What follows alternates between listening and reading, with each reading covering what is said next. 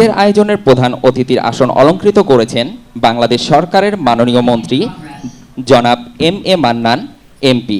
বিশেষ অতিথি জনাব ডক্টর কামাল আব্দুল নাসের চৌধুরী। বিশেষ অতিথি জনাব কে এম তারিকুল ইসলাম স্যারকে ইউসেফ বাংলাদেশের সম্মানিত চেয়ারপারসন ম্যাডাম ও নির্বাহী পরিচালক মহোদয়ের পক্ষ থেকে আজকের এই অনুষ্ঠানে জানাচ্ছি আন্তরিক অভিনন্দন এবং স্বাগত। আয়োজনের এই পর্যায়ে রয়েছে জাতীয় সঙ্গীত পরিবেশনা। জাতীয় সঙ্গীত পরিবেশন করতে আসছেন ইউসেফ বাংলাদেশের শিক্ষার্থীরা। পরিবেশনের সময় সকলকে স্ব স্ব জায়গায় দাঁড়িয়ে জাতীয় সঙ্গীতের প্রতি সম্মান প্রদর্শনের জন্য বিনীতভাবে অনুরোধ জানাচ্ছি।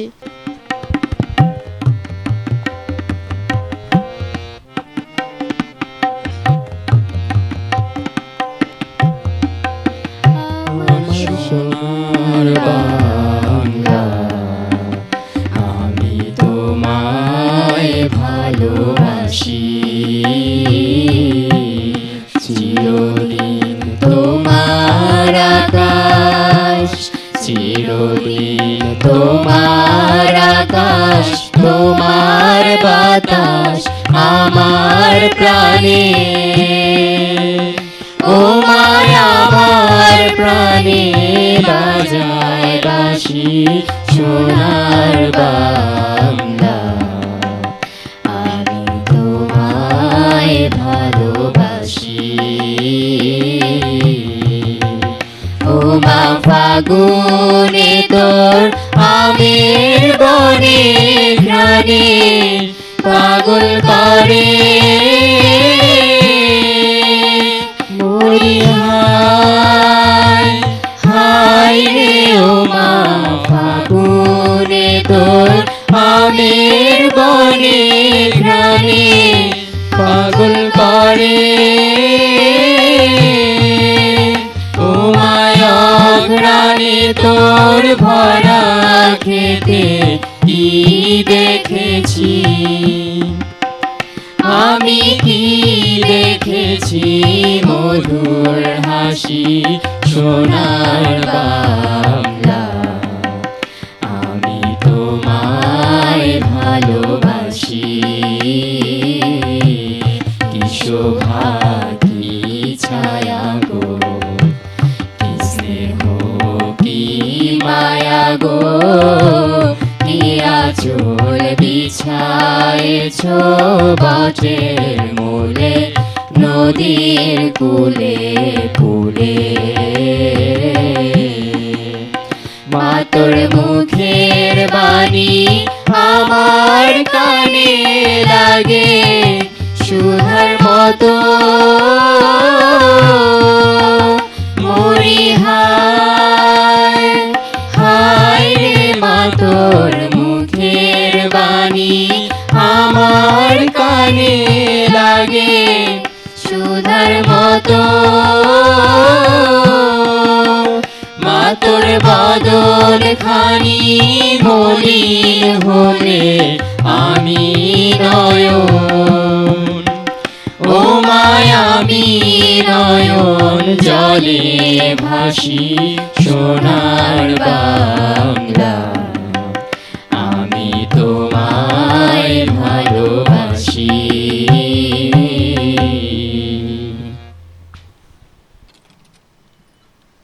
ধন্যবাদ। সবাইকে নিজ নিজ আসন গ্রহণের জন্য বিনীতভাবে অনুরোধ জানাচ্ছি। আজকের আয়োজনটিকে পবিত্রময় করে তোলার জন্য বিভিন্ন ধর্মগ্রন্থ থেকে তিলাওয়াত ও পাঠ শুনব। প্রথমেই মহাবিশ্বের মহাগ্রন্থ আল কোরআন থেকে তিলাওয়াত করতে আসছেন জনাব Rafiqul Islam, senior instructor, sewing machine operation trade. আসসালামু আলাইকুম রহমতুল্লাহ। সূরাতুল আসর মাক্কিয়া। আউযু বিল্লাহি মিনাশ শাইতানির রাজীম।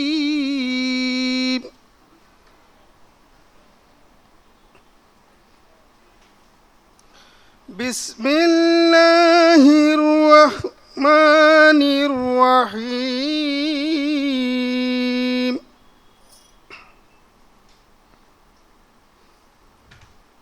ওয়াল আসর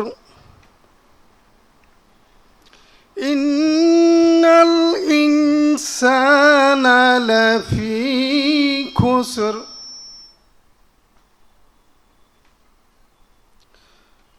ইল্লাল্লাযীনা আমানু ওয়া আমিলুস সালিহাত وعملوا الصالحات وتواصوا بالحق وتواصوا بالصبر صدق الله العظيم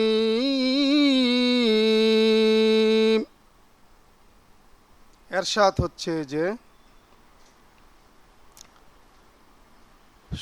পরম করুণাময় আল্লাহর নামে শুরু করছি। সময়ের শপথ, নিশ্চয়ই সকল মানুষ ক্ষতিগ্রস্ত, তবে তারা ছাড়া যারা ঈমান এনেছে, সৎ কাজ করেছে, পরস্পরকে হকের উপদেশ দিয়েছে এবং ধৈর্য ধারণ করেছে। ধন্যবাদ। পবিত্র গীতা থেকে পাঠ করছেন জনাব সঞ্জীব শর্মা, ছাত্র, lathe machine operation trade, UCEP Mirpur technical school. নমস্কার। ওং নম ভগবতে বাসুদেবায় নম। ওং তৎসৎ, ওং তৎসৎ, ওং তৎসৎ। হরে কৃষ্ণ কৃষ্ণ কৃষ্ণ হরে হরে, হরে রাম রাম রাম হরে হরে। অখণ্ডমণ্ডলাকারং ব্যাপ্তং জনাচরাচরম তৎপদং দর্শিতং যেন তস্मै শ্রী গুরুবে নমঃ। হে কৃষ্ণ করুণা সিন্ধু দীনবন্ধু জগৎপতে, গোপেশ গোপিকাকান্ত রাধাকান্ত নমস্তুতে। তপ্ত কাঞ্চন গৌরাঙ্গী রাধে বৃন্দাবনেশ্বরী, বৃষভানুসুতে দেবী তাং প্রণমামি হরিপ্রিয়ে। নারায়ণং নমস্কৃত্যং নরং চৈব নরোত্তমম, দেবীং সরস্বতীং চৈব ততো জয়মুদীরয়েৎ। শ্রীমদ্ ভগবদ্ গীতার কতিপয় শ্লোক সরলার্থ সহ পাঠ করছি। সর্বধর্মান পরিত্যজ্য মামেকং শরণং ব্রজ, অহং তাং সর্ব পাপেভ্যো মোক্ষয়িষ্যামি মা শুচ। সরলার্থ: সকল ধর্ম ত্যাগ করে তুমি আমাকেই স্মরণ করো, আমি তোমাকে সকল পাপ হইতে মুক্ত করিব। যদা যদা হি ধর্মস্য গ্লানির্ভবতি ভারত, অভ্যুত্থানম ধর্মস্য তদাত্মানাং সৃজাম্যহম। পরিত্রাণায় সাধূনাং বিনাশায় চ দুষ্কৃতম, ধর্ম সংস্থাপনার্থায় সম্ভবামি যুগে যুগে। সরলার্থ: যখনই পৃথিবীতে ধর্মের গ্লানি হয় এবং পাপ বৃদ্ধি পায়, তখনই আমি পৃথিবীতে অবতীর্ণ হয়ে দুষ্টের দমন এবং সাধুদের পরিত্রাণ করি। এটাই আমার যুগে যুগে কর্ম। মাহাত্ম্য: গঙ্গা, গীতা, সাবিত্রী, সীতা, সত্যা, পতিব্রতা, ব্রহ্মবিদ্যা, ব্রহ্মবলী, ত্রিসন্ধ্যা, মুক্তিগেহিনী, অর্ধমাত্রা, চিতানন্দা, ভবগ্নি ভ্রান্তি নাশিনী, বেদত্রয়ী পরানন্দা, তত্ত্বার্থ জ্ঞানমঞ্জরি। ওং যদক্ষরং পরিভ্রষ্টং মাত্রাহীনং চ যদ্ভাবেৎ, পুণ্যাং ভবতু তৎসর্বং তৎপ্রসাদাৎ জনার্দনম। জয় গীতা, জয় গীতা, জয় গীতা। ধন্যবাদ। পবিত্র ত্রিপিটক থেকে পাঠ করছেন জনাব রিটা বড়ুয়া, শিক্ষক, ইউসেফ শাহ আলীবাগ স্কুল। নমস্কার, আমি পবিত্র ত্রিপিটক থেকে ত্রিরত্ন বন্দনা পাঠ করছি। নমো তাস্সা ভগবতো আরাহাতো সাম্মা সাম্বুদ্ধাস্সা। নমো তাস্সা ভগবতো আরাহাতো সাম্মা সাম্বুদ্ধাস্সা। নমো তাস্সা ভগবতো আরাহাতো সাম্মা সাম্বুদ্ধাস্সা। বুদ্ধাং বন্দামি, ধম্মাং বন্দামি, সংঘাং বন্দামি, অহং বন্দামি সর্বদা। দ্বিতীয়াম্পি বুদ্ধাং বন্দামি, ধম্মাং বন্দামি, সংঘাং বন্দামি, অহং বন্দামি সর্বদা। তৃতীয়াম্পি বুদ্ধাং বন্দামি, ধম্মাং বন্দামি, সংঘাং বন্দামি, অহং বন্দামি সর্বদা। অসেবনাচা বালানাং পণ্ডিতানাঞ্চা সেবনাং, পূজাচ্চা পূজনীয়ানাং এতাং মঙ্গলামুত্তমা। অজ্ঞানী ব্যক্তির সেবা না করা, জ্ঞানী ব্যক্তির সেবা করা এবং পূজনীয় ব্যক্তিগণের পূজা করা, ইহাই উত্তম মঙ্গল। সব্বে সত্তা সুগীতা হন্ত, সব্বে সত্তা সুগীতা হন্ত, সব্বে সত্তা সুগীতা হন্ত। শত্রু মিত্র আত্মীয় বন্ধু সব্বে সত্তা সুগীতা হন্ত, সব্বে সত্তা সুগীতা হন্ত। দেব নর জীব জন্তু সব্বে সত্তা সুগীতা হন্ত, সব্বে সত্তা সুগীতা হন্ত। সব্বে সত্তা সুখিতা হন্ত। জগতের সকল প্রাণী সুখী হোক, দুঃখ থেকে মুক্তি লাভ করুক। সাধু সাধু সাধু। ধন্যবাদ। পবিত্র বাইবেল থেকে পাঠ করছেন জনাব হান্না কল্যাণী সরকার, অফিসার মানব সম্পদ ব্যবস্থাপনা বিভাগ, প্রধান কার্যালয়, ইউসেফ বাংলাদেশ। বাইবেল পাঠ প্রথম করন্থীয় 15 অধ্যায় 54 থেকে 58 পদ। আর এই ক্ষয়নীয় যখন অক্ষয়তা পরিহিত হইবে এবং এই মর্ত্য যখন অমরতা পরিহিত হইবে, তখন এই যে কথা লিখিত আছে তাহা সফল হইবে। মৃত্যু জয়ে কবলিত হইল। মৃত্যু, তোমার জয় কোথায়? মৃত্যু, তোমার হুল কোথায়? মৃত্যুর হুল পাপ, ও পাপের বল ব্যবস্থা। কিন্তু ঈশ্বরের ধন্যবাদ হোক, তিনি আমাদের প্রভু যীশু খ্রিস্টর দ্বারা আমাদিগকে জয় প্রদান করেন। অতএব হে আমার প্রিয় ভাতৃগণ, সুস্থির হও, নিশ্চল হও, প্রভুর কার্যে সর্বদা উপচিয়া পড়ো। কেননা তোমরা জানো যে প্রভুতে তোমাদের পরিশ্রম নিষ্ফল নয়। ইহাই প্রভুর বাক্য। প্রভুর বাক্যের জয় হোক। ইউসেফ বাংলাদেশের বর্তমান চেয়ারপারসন জনাব Parveen Mahmud FC madam, Institute of Chartered Accountants of Bangladesh ICAB এর ফেলো এবং প্রথম মহিলা chairperson Parveen Mahmud ma'am, South Asian Federation of Accountants SAFA এর প্রথম মহিলা বোর্ড মেম্বার হিসেবে দায়িত্ব পালন করছেন। তিনি জয়া আলোকিত নারী women of inspiration award 2017, Begum Rokeya shining personality award 2006 ইত্যাদি পুরস্কারে ভূষিত হয়েছেন। উদ্যোক্তা, বিশেষ করে নারী উদ্যোক্তা তৈরি করে নারী উন্নয়ন তথা দেশের টেকসই উন্নয়নে তার ভূমিকা উল্লেখযোগ্য। আয়োজনের এই পর্যায়ে স্বাগত বক্তব্য রাখবেন ইউসেফ বাংলাদেশের সম্মানিত চেয়ারপারসন জনাব Miss Parveen Mahmud FC madam. বিসমিল্লাহির রহমানির রহিম। মুজিব শতবর্ষ, বাংলাদেশের সুবর্ণ জয়ন্তী ও ইউসেফের গৌরবময় অভিযাত্রা উপলক্ষে ইউসেফ বাংলাদেশ কর্তৃক আয়োজিত আজকের অনুষ্ঠানের প্রধান অতিথি গণপ্রজাতন্ত্রী বাংলাদেশ সরকারের মাননীয় পরিকল্পনা মন্ত্রী জনাব এম এ মান্নান এমপি, বিশেষ অতিথি সাবেক মুখ্য সচিব এবং জাতির পিতা বঙ্গবন্ধু শেখ মুজিবুর রহমানের জন্মশতবার্ষিকী উদযাপন জাতীয় বাস্তবায়ন কমিটির প্রধান সমন্বয়ক ডক্টর কামাল আব্দুল নাসের চৌধুরী ও এনজিও বিষয়ক ব্যুরোর মহাপরিচালক জনাব কে এম তরিকুল ইসলাম, কৃষি উন্নয়ন ও গণমাধ্যম ব্যক্তিত্ব জনাব শাইখ সিরাজ, বিভিন্ন উন্নয়ন সহযোগী সংস্থা ও সরকারি বেসরকারি প্রতিষ্ঠানের সম্মানিত প্রতিনিধিবৃন্দ, ইউসেফ অ্যাসোসিয়েশন ও বিওজির সম্মানিত সদস্যবৃন্দ, ইউসেফের নির্বাহী পরিচালক জনাব মোহাম্মদ আব্দুল করিম এবং ইউসেফ পরিবারের সকল সদস্যবৃন্দ, আসসালামু আলাইকুম, শুভ সকাল। সম্মানিত অতিথিবৃন্দ, আপনাদের সকলকে সালাম ও শুভেচ্ছা জানাচ্ছি। বাংলাদেশের স্বাধীনতার সুবর্ণ জয়ন্তী এবং বঙ্গবন্ধুর জন্মশতবর্ষ এর মহিমায় বছরটি আমাদের জন্য অনন্য ঐশ্বর্যে ভাস্কর। বক্তব্যের শুরুতে আমি বিনম্র শ্রদ্ধা ও গভীর ভালোবাসায় স্মরণ করছি সর্বকালের সর্বশ্রেষ্ঠ বাঙালি জাতির পিতা বঙ্গবন্ধু শেখ মুজিবুর রহমানকে। কৃতজ্ঞ চিত্তে স্মরণ করছি 30 লাখ শহীদের আত্মদান, 2 লাখ মা বোনের ত্যাগ তিতিক্ষা এবং কোটি বাঙালির আত্মনিবেদনকে। স্বাধীন বাংলাদেশের অভিযাত্রায় এক মহাসন্ধিক্ষণ অতিক্রম করছে আমাদের প্রিয় মাতৃভূমি। জাতির পিতা বঙ্গবন্ধু শেখ মুজিবুর রহমানের জন্ম না হলে স্বাধীন সার্বভৌম বাংলাদেশ প্রতিষ্ঠা কখনোই সম্ভবপর হতো না। আজীবন সংগ্রামী বঙ্গবন্ধু শেখ মুজিব ভাষা আন্দোলন থেকে শুরু করে শিক্ষা আন্দোলন, ঐতিহাসিক 6 দফা আন্দোলন, সামরিক শাসন বিরোধী আন্দোলন, 69 গণ আন্দোলন সহ বাঙালিদের স্বাধিকারের সকল আন্দোলনে নেতৃত্ব দেন এবং 70 নির্বাচনে বাঙালি জাতির অবিসংবাদিত নেতা হিসেবে আবির্ভূত হন। তার একক নেতৃত্বে বাংলাদেশের স্বাধীনতা সংগ্রাম পরিচালিত হয়। কিউবার সাবেক প্রেসিডেন্ট এবং বিপ্লবী কমিউনিস্ট পার্টির নেতা ফিদেল কাস্ট্রোর সে বিখ্যাত "আমি হিমালয় দেখিনি, তবে আমি বঙ্গবন্ধু শেখ মুজিবকে দেখেছি" বিখ্যাত উক্তিতে বঙ্গবন্ধুর বিশাল ব্যক্তিত্ব স্মরণ করিয়ে দেয়। বঙ্গবন্ধুকে হত্যা করে বাংলাদেশের উন্নয়ন প্রক্রিয়াকে থামিয়ে দেওয়া হয়।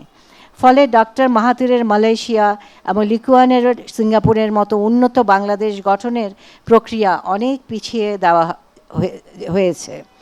তবে বঙ্গবন্ধুর সুযোগ্য কন্যা জননেত্রী শেখ হাসিনার সরকার বাংলাদেশকে বিশ্বে উন্নয়নের রোল মডেল হিসেবে উপস্থাপন করেছেন এবং স্বল্পোন্নত দেশ থেকে উন্নয়নশীল দেশের মর্যাদায় নিয়ে যাচ্ছেন। এই করোনা মহামারীতেও বাংলাদেশের অর্থনৈতিক সাফল্য অনেক দেশের কাছে ঈর্ষণীয়। করোনা মোকাবেলায় তার বিচক্ষণ পদক্ষেপ দেশ বিদেশে প্রশংসিত হয়েছে। বঙ্গবন্ধুর প্রদর্শিত পথে মাননীয় প্রধানমন্ত্রী শেখ হাসিনা আধুনিক ডিজিটাল বাংলাদেশ নির্মাণের মাধ্যমে বঙ্গবন্ধুর কাঙ্ক্ষিত সোনার বাংলা গড়তে অক্লান্ত পরিশ্রম করে চলেছেন। বাংলাদেশ আজ ফ্রন্টিয়ার 5 নেক্সট 11-এর মতো দ্রুত উন্নয়নশীল দেশের গ্রুপে অন্তর্ভুক্ত হয়েছে। স্বাধীনতার সুবর্ণ জয়ন্তী ও বঙ্গবন্ধু শেখ মুজিবুর রহমানের জন্মশতবার্ষিকী উদযাপনের সাথে ইউসেপ বাংলাদেশের গৌরবময় 49 বছরের পথচলার ইতিহাস পর্যালোচনা আজকের অনুষ্ঠানকে দিয়েছে ভিন্ন মাত্রা।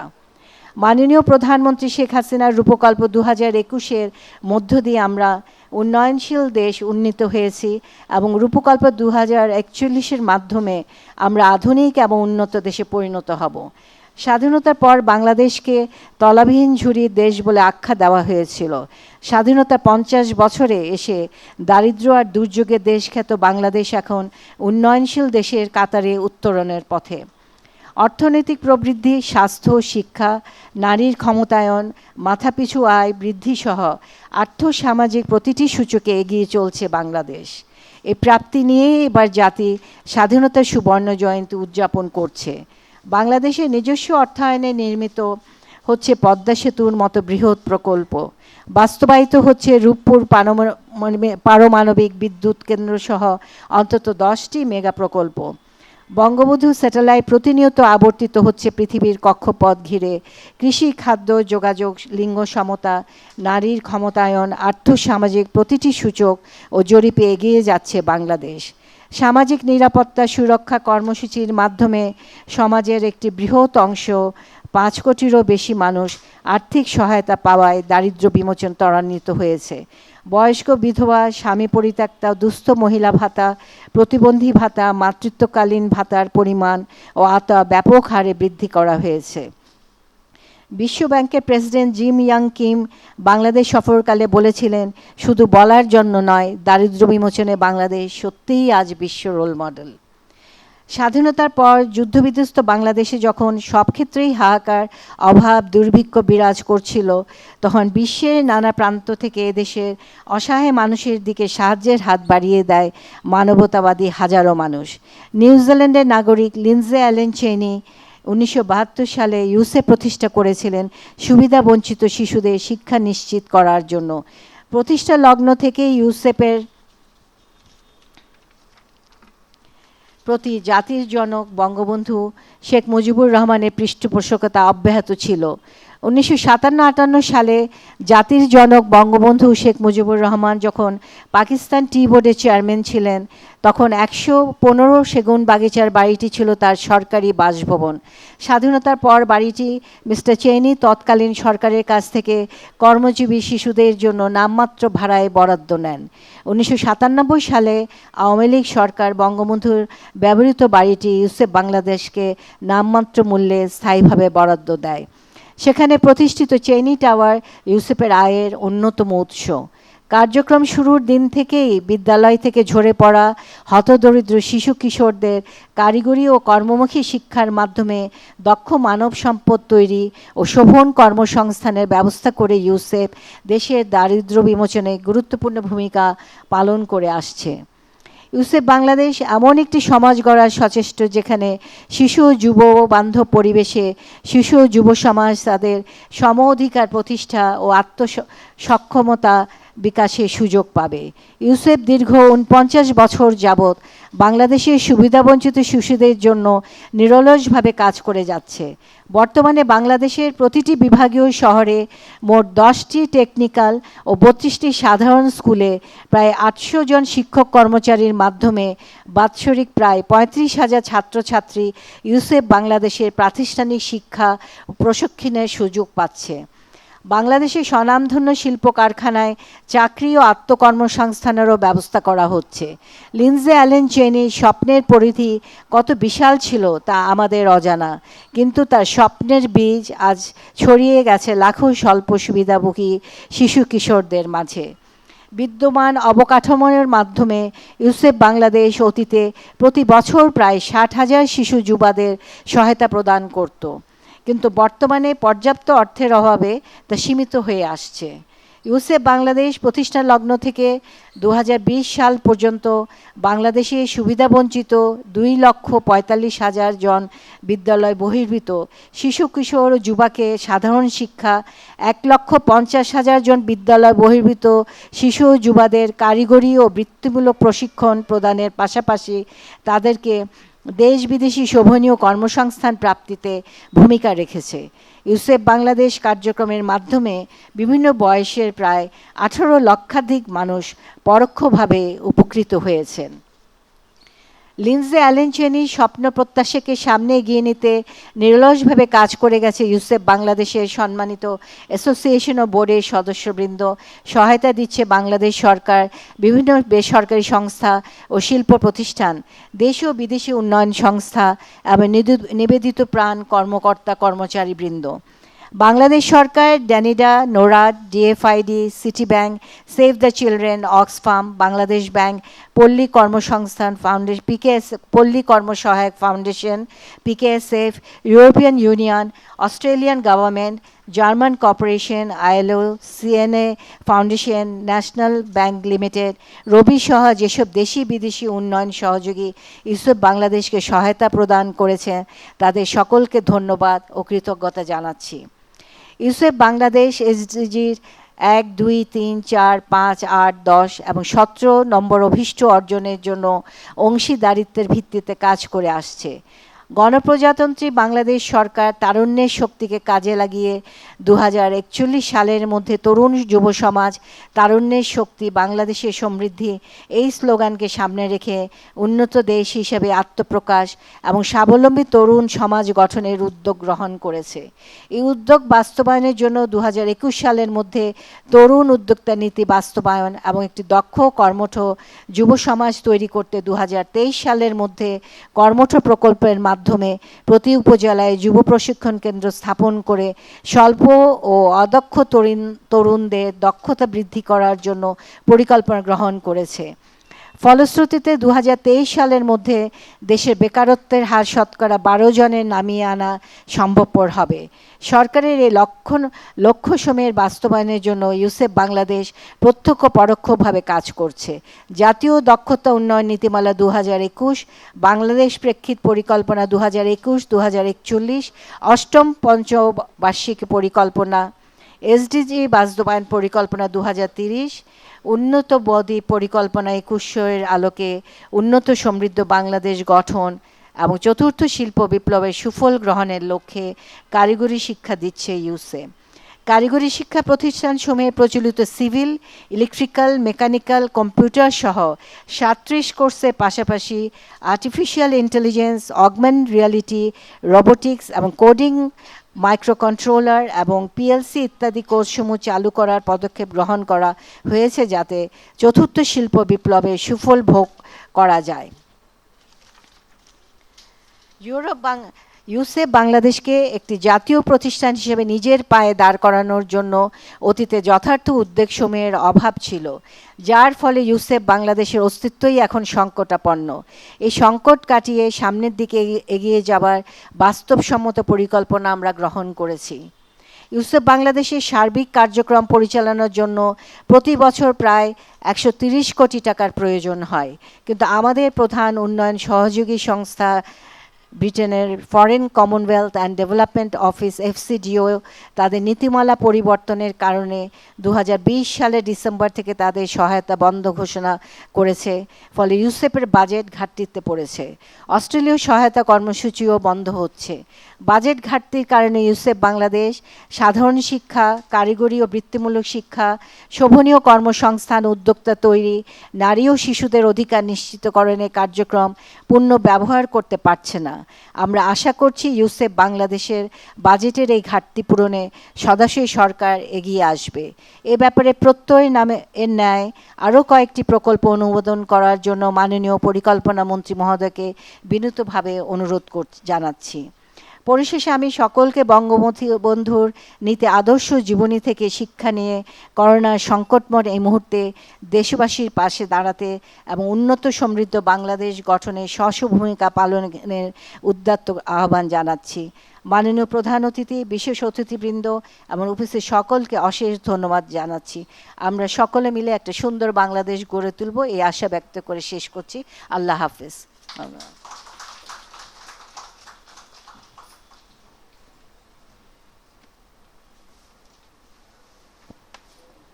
ধন্যবাদ ম্যাডামকে তার মূল্যবান বক্তব্যের জন্য। বর্তমানে এই প্রতিষ্ঠানের কার্যক্রম ছড়িয়ে পড়েছে দেশের সর্বত্র, যার সুদক্ষ নেতৃত্ব ও পরিচালনায় এই সংগঠনটি বর্তমানে পরিচালিত হয়ে আসছেন তিনি ইউসেফ বাংলাদেশের নির্বাহী পরিচালক জনাব মোহাম্মদ আব্দুল করিম স্যার। তিনি গণপ্রজাতন্ত্রী বাংলাদেশ সরকারের মুখ্য সচিব হিসেবে দায়িত্ব পালন করেছেন। এর আগে তিনি মৎস্য ও প্রাণী সম্পদ, বাণিজ্য, অভ্যন্তরীণ সম্পদ বিভাগ, স্বরাষ্ট্র এবং সেতু বিভাগের সচিবের দায়িত্বসহ রাষ্ট্রের অনেক গুরুত্বপূর্ণ দায়িত্বে নিয়োজিত ছিলেন।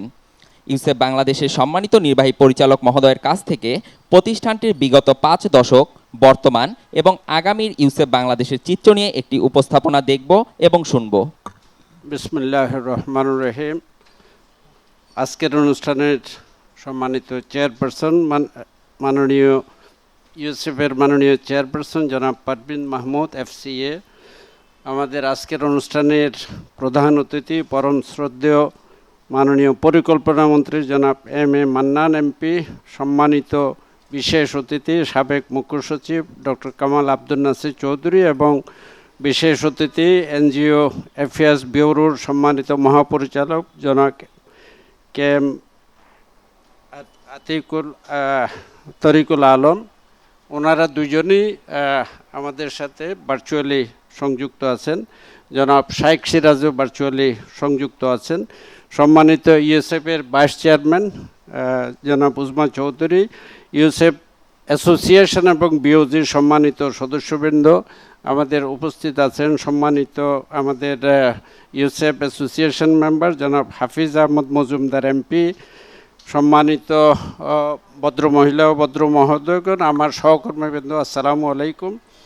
আমি আমার বক্তব্যের শুরুতে জাতির পিতা, সর্বকালের সর্বশ্রেষ্ঠ বাঙালি বঙ্গবন্ধু শেখ মুজিবুর রহমানের প্রতি গভীর শ্রদ্ধা ও কৃতজ্ঞতা জানাচ্ছি, যিনি শুধু একটি দেশ এবং পতাকা আমাদেরকে দিয়ে যাননি, যিনি অবহেলিত এবং দুর্দশাগ্রস্ত ছেলে মেয়েদের শিক্ষার জন্য, টেকনিক্যাল শিক্ষার জন্য ইউসেফ ইন্টারন্যাশনাল ছিল তখন, অ্যালান লিন্ডসে চেরির ইউসেফকে সহায়তা করেছেন, পৃষ্ঠপোষকতা করেছেন। এমনকি তার সরকারি বাসভবন, টি বোর্ডের চেয়ারম্যান হিসেবে যে সরকারি বাসভবন ছিল, সেটি তিনি ভাগ্যাহত ছেলে মেয়েদের প্রশিক্ষণের জন্য অ্যালান চেনিকে দিয়েছিলেন, যেখানে এখন আমাদের চেনি টাওয়ার অবস্থিত। আমি জাতির পিতার প্রতি গভীর শ্রদ্ধা জানাচ্ছি। আমাদের আজকের ছোট্ট একটি উপস্থাপনা আমি আমাদের ইউসেফের অতীতের সামান্য সাফল্য, বর্তমান অবস্থা এবং ভবিষ্যতের পরিকল্পনা সম্পর্কে আমরা একটু অবহিত করতে চাই আপনাদের সদয় অবগতির জন্য। আমাদের 5,20,000 ছেলে মেয়ে এবং ইয়াদদেরকে আমরা লেখাপড়া শিখিয়েছি, টেকনিক্যাল এডুকেশন, এবং তার সাথে তাদের শোভন কর্মসূচি আমরা নিশ্চিত করেছি।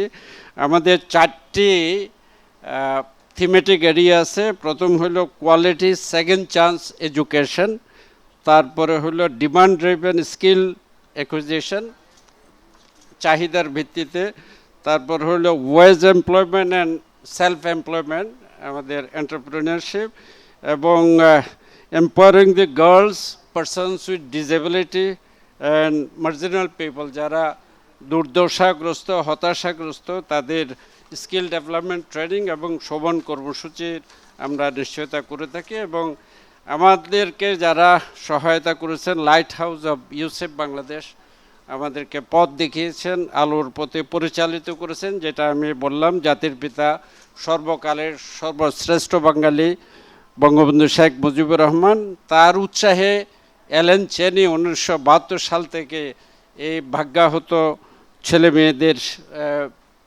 প্রশিক্ষণের ব্যবস্থা করেছেন। সেই নিউজিল্যান্ডের নাগরিক অ্যালান চেনি, যিনি তার সারাটা জীবন এই দুর্দশাগ্রস্ত ছেলে মেয়েদের শিক্ষা প্রশিক্ষণ এবং শোভন কর্মসূচির জন্য কাজ করে গেছেন। আমি যদি আমাদের ভিশন বলতে চাই, ইউসেপের we work for an inclusive society where skills of people and institutions are proactively contributing to the well-being and sustainable development of the country. আমরা আমাদের এই প্রশিক্ষণের মাধ্যমে, আমাদের শিক্ষার মাধ্যমে, আমাদের ইনোভেটিভ থিঙ্কিং ইনক্লুসিভ সোসাইটি আমরা প্রতিষ্ঠা করার জন্য কাজ করে যাচ্ছে। আমাদের মিশন হলো কোলাবোরেট করা, স্টেক হোল্ডারদের সাথে সহায়তা করা, যাতে আমরা হিউম্যান রিসোর্স তৈরি করতে পারি উন্নত সমৃদ্ধ বাংলাদেশের জন্য। যথাযথভাবে আমরা যাতে মানব সম্পদ তৈরি করতে পারি এবং তাদের শোভন কর্মসূচি নিশ্চিত করতে পারি। আমাদের গোল হইল সরকারকে সহায়তা করা, সরকারের দক্ষতা উন্নয়ন নীতি, এসডিজি, পার্সপেক্টিভ প্ল্যান 2021 থেকে 2041, আমাদের অষ্টম যে আমাদের পঞ্চবার্ষিকী পরিকল্পনা সহ এগুলোর সাথে মিলিয়ে আমরা কাজ করছি। এবং বাংলাদেশের যে সাস্টেনেবল ডেভেলপমেন্ট গোল, আমাদের কয়েকটি গোলের সাথে আমরা কাজ করছি। প্রথম গোল নো পভার্টি, জিরো পভার্টি। আমাদের এই কার্যক্রম জিরো পভার্টিকে লক্ষ্য করে, জিরো হাঙ্গার, আমাদের অন্যান্য ইকুয়ালিটি এডুকেশন, কোয়ালিটি এডুকেশন, এই সাস্টেনেবল ডেভেলপমেন্ট গোলগুলো অর্জন করার জন্য আমরা কাজ করি। আমাদের পার্টনারগুলোর বিষয়ে মাননীয় চেয়ারপারসন উল্লেখ করেছেন। আমাদের উল্লেখযোগ্য পার্টনার ছিল অস্ট্রেলিয়ান এইড এবং ইউকে এইড, যেটা ডিএফআইডি, যেটা এখন এফসিডিও। তাদের নীতিগত পরিবর্তনের কারণে তারা এখন আমাদের কাছ থেকে উইথড্র করছে। UK aid, DFID already withdraw করেছে এবং এই ডিসেম্বরে অস্ট্রেলিয়ান এইড উইথড্র করবে।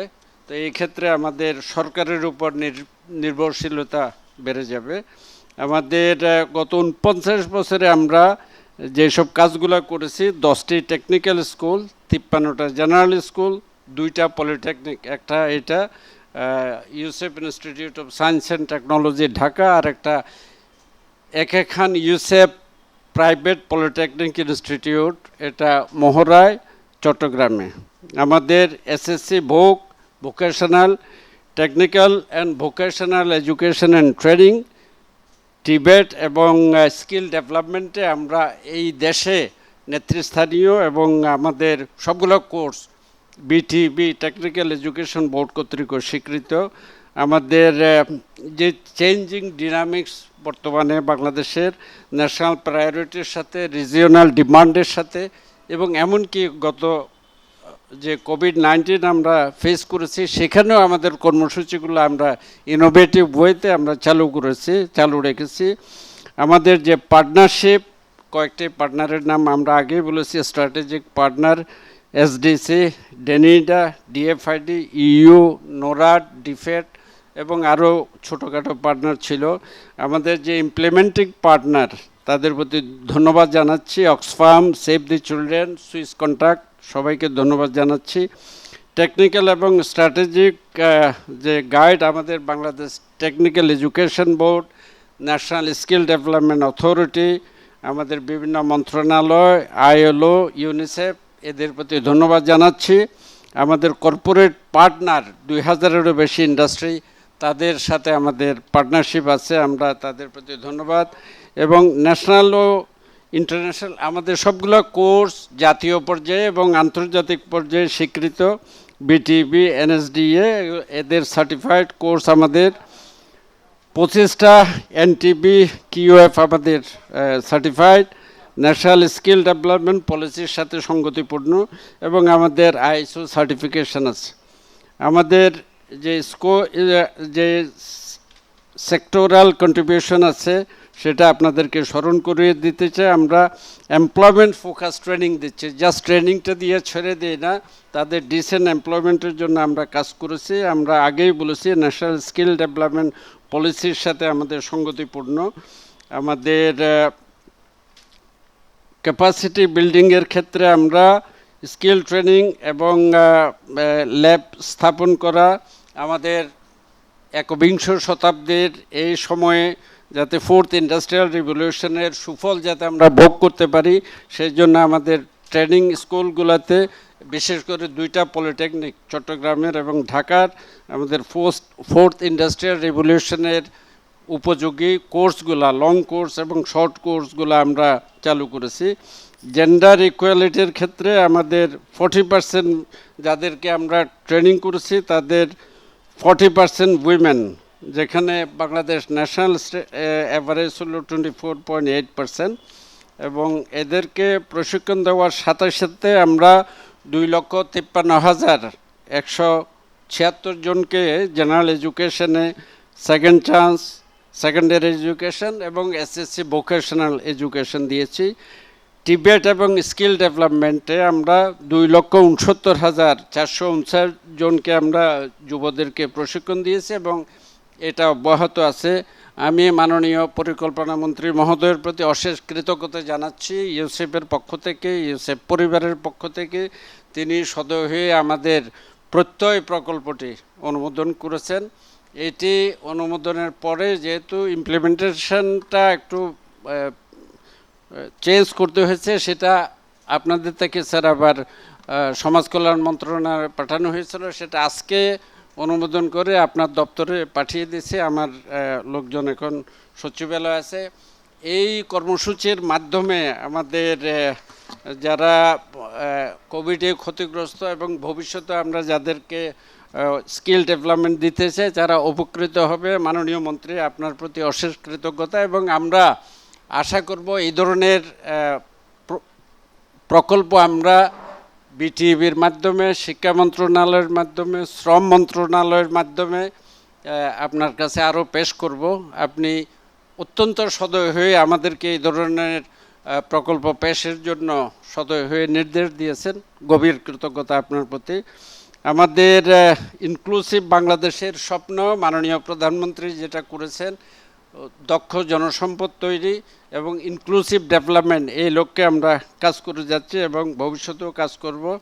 আমাদের মাননীয় মন্ত্রী মহোদয়কে বিশেষভাবে অনুরোধ জানাবো, আমাদের যেহেতু ডোনার সাপোর্ট, ডেভেলপমেন্ট পার্টনারের সাপোর্ট কমে গেছে, এক্ষেত্রে আপনার সহযোগিতা, আপনি আমাদেরকে ক্লিয়ারেন্স দিয়ে দিয়েছেন। এখন আমরা যত তাড়াতাড়ি প্রকল্প সাবমিট করে আপনার অনুমোদন যত তাড়াতাড়ি নিতে পারি ততই মঙ্গল হবে। We are looking forward to your support.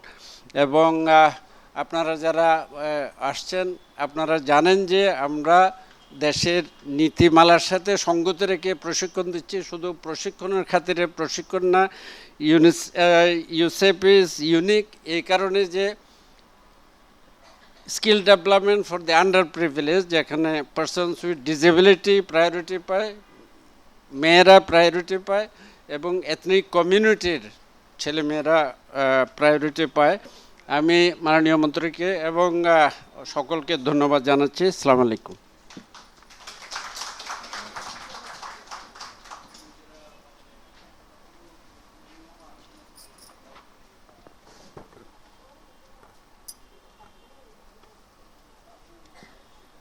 ধন্যবাদ স্যার আপনার তথ্যবহুল উপস্থাপনার জন্য।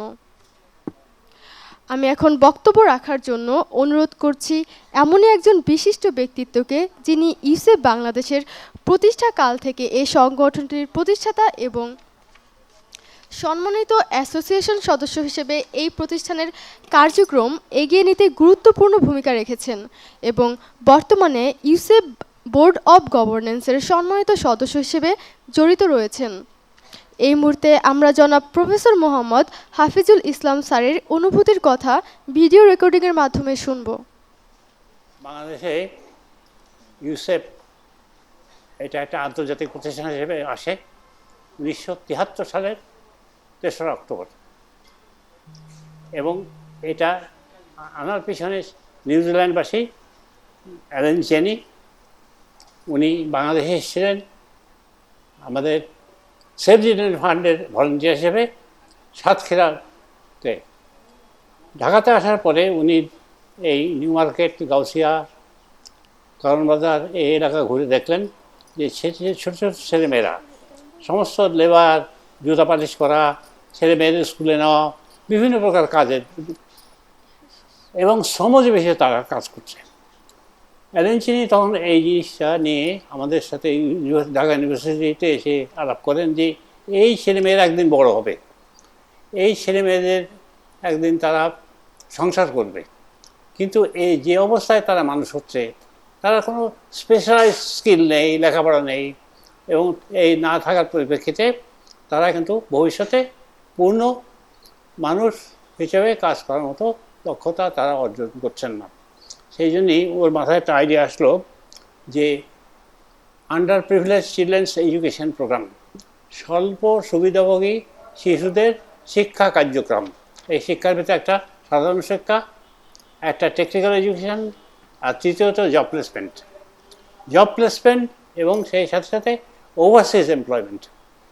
এবং সেই সাথে চিনি মানে অন্য একটা ব্যবস্থা গ্রহণ করলেন যে এদের ভিতর যারা ব্রাইট স্টুডেন্ট, ভালো ছাত্র, তাদেরকে সাধারণ স্কুলে ভর্তি করে দেবেন এবং তাদের জন্যই আলাদা স্টাইপেন্ডের ব্যবস্থা করবেন, যার ফলে তারা যাতে উচ্চতর শিক্ষিত হয়ে সমাজে প্রতিষ্ঠিত হতে পারে।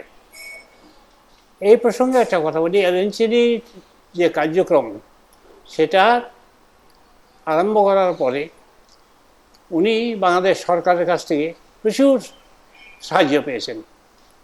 ব্যক্তিগতভাবে একটা কথা বলো, অ্যালেন চিনি যখন টেকনিক্যাল এডুকেশন নিয়ে দেশে মাথা ঘামানো বললেন, তখন সেগুন বাগিচার বাড়িটা আমাদেরকে প্রায় বিনামূল্যে ভাড়া দিয়ে দিল ইউসুফকে, নামমাত্র একটা মূল্য।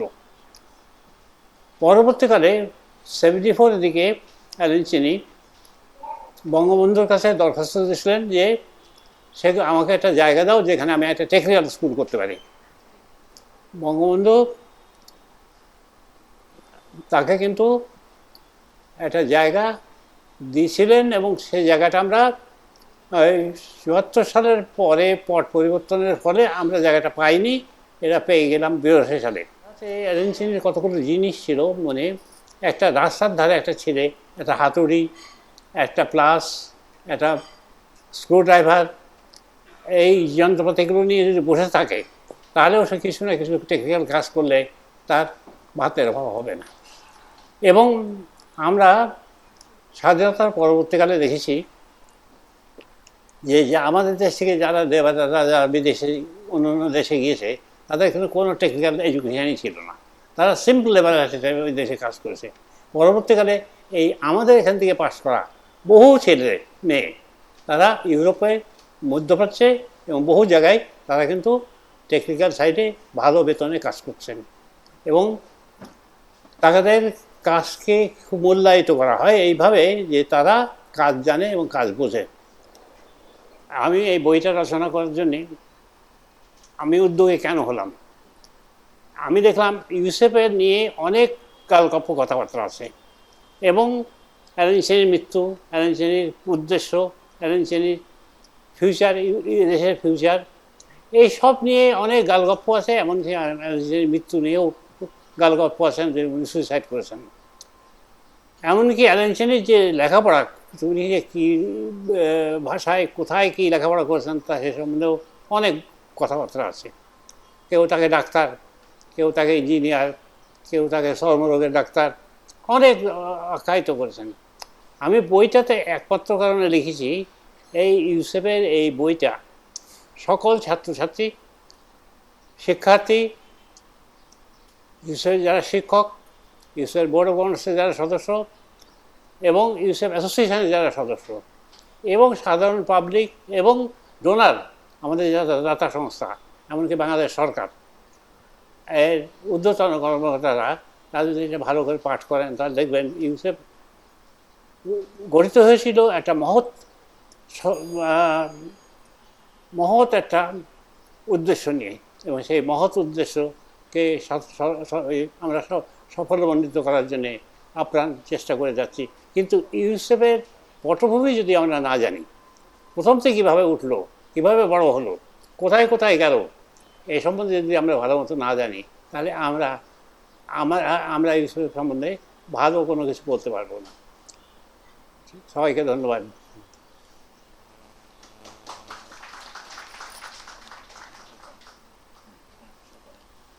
অনেক ধন্যবাদ স্যার। স্বাধীনতা আমাদের গর্ব আর বাংলাদেশ আমাদের অহংকার। এই বাংলার লাখো শহীদের বুকের তাজা রক্তের বিনিময়ে আমরা পেয়েছি স্বাধীনতা। স্বাধীনতাই ছিল যাদের জীবনের স্বপ্ন। আমরা স্বাধীনতার এই সুবর্ণ জয়ন্তী অনুষ্ঠানে তাদেরকে শ্রদ্ধা ভরে স্মরণ করছি। কারিগরি ও বৃত্তিমূলক শিক্ষা এবং প্রশিক্ষণ প্রসারের জন্য UCEP Bangladesh, Bangladesh technical education board কর্তৃক অনুমোদিত ঢাকাতে UCEP institute of science and technology UIST Dhaka এবং চট্টগ্রামে একে খান ইউসেফ পলিটেকনিক ইনস্টিটিউট পরিচালনা করছে। এখানে শিক্ষার্থীরা বেতন দিয়ে পড়ছে, তবে সুবিধাবঞ্চিত মেধাবী শিক্ষার্থীদের জন্য রয়েছে বৃত্তির ব্যবস্থা। আয়োজনের এই অংশে বক্তব্য রাখবেন বাংলাদেশের স্বনামধন্য সাংবাদিক, গণমাধ্যম ব্যক্তিত্ব এবং কৃষির উন্নয়নে নিরলসভাবে অবদান রেখে 1995 একুশে পুরস্কার, 1918 সালে স্বাধীনতা পুরস্কার সহ দেশে বিদেশে বিভিন্ন পুরস্কারে ভূষিত হয়েছেন আমাদের সবার প্রিয় জনাব শাইখ সিরাজ স্যারকে অনুরোধ করছি তার মূল্যবান বক্তব্য প্রদানের জন্য। ভার্চুয়ালি যুক্ত হয়ে তিনি আমাদের বক্তব্য প্রদান করবেন। মঞ্চে যারা উপস্থিত আছেন, মিসেস পারভিন মাহমুদ, চেয়ারপারসন ইউসেফ, প্রধান অতিথি মাননীয় পররাষ্ট্রমন্ত্রী জনাব এম এ মান্নান এমপি, জনাব আব্দুল করিম নির্বাহী পরিচালক ইউসেফ, ডক্টর আবু নাসির চৌধুরী, জনাব তরিকুল ইসলাম এবং অন্যান্য সুধীজন বিশিষ্ট ব্যক্তি এবং ইউসেফের সাথে সংশ্লিষ্ট এ যাবৎকাল যারা নানানভাবে ইউসেফকে সাহায্য সহযোগিতা করে আসছেন সবাইকে, এবং এই মুহূর্তে অডিটোরিয়ামে শিক্ষার্থী যারা আছেন সবাইকে আমার পক্ষ থেকে শুভেচ্ছা। আসসালামু আলাইকুম। 2021 নিঃসন্দেহে বাংলাদেশের জন্য একটি গৌরবময় বছর। এ সময় জাতির পিতা বঙ্গবন্ধু শেখ মুজিবুর রহমানের জন্মশতবার্ষিকী, আমাদের স্বাধীনতার 50 বছর, একই সাথে ঢাকা বিশ্ববিদ্যালয় প্রতিষ্ঠার 100 বছর। সবকিছু মিলিয়ে গৌরবময় এই বছরটি আমাদের উন্নয়নেরও একটা বড় মাইল ফলক বছর। ইউসেফ এই যাবৎকাল বাংলাদেশের শিক্ষা, কারিগরি শিক্ষা প্রসারের জন্য যতটুকু কাজ করেছে আমরা সবাই কম বেশি যতটুকু জানি। আজকে এই আয়োজনে বসে আমি আরো বিস্তারিত জানলাম, এটা আমার জন্য অনেক প্রয়োজনীয় একটি তথ্য। আমার একবার সৌভাগ্য হয়েছিল ইউসেফের কোনো একটি অনুষ্ঠানে যাওয়ার, সেটাও প্রায় বছর 10-15 হবে। আমি খুব বিস্মিত হই একটি বিষয় ভেবে, যে বাংলাদেশের উন্নয়ন এবং উন্নয়নের যে ধারাবাহিকতা, জাতির পিতা সেই সময় বাংলাদেশ জন্ম লাভ করার আগ থেকে যখন এই দেশটি সম্পর্কে, দেশের খেটে খাওয়া মানুষ সম্পর্কে, সাধারণ মানুষ সম্পর্কে, দরিদ্র মানুষ সম্পর্কে, শ্রমিক, মজুর, কৃষক সম্পর্কে যে ভাবনাগুলো ভেবেছিলেন, আজকে 50 বছর বা তারও অধিক সময় পরে এসে আমরা সেই বিষয়গুলো একেবারে প্রতি মুহূর্তে, প্রতিটি জায়গাতে খুব স্পষ্টভাবে অনুধাবন করতে পারি। যেমনটি আমি দেখেছিলাম রবীন্দ্রনাথ ঠাকুরের ক্ষেত্রে, তিনিও এই জায়গাগুলোতে এত বেশি গুরুত্ব সেই সময় 100 বছর আগে দিয়েছিলেন। এখন এদেরকে নিয়ে কাজ করতে গিয়ে আমরা প্রতি মুহূর্তে দেখি যে একজন মানুষ, একজন মহৎ মানুষ কিভাবে তার দিব্য দৃষ্টিতে ভবিষ্যৎকে দেখতে পারে, কোথায় যাবে, কোন দিকে কাজ করা উচিত, কোন দিকটাতে গুরুত্ব দেওয়া উচিত।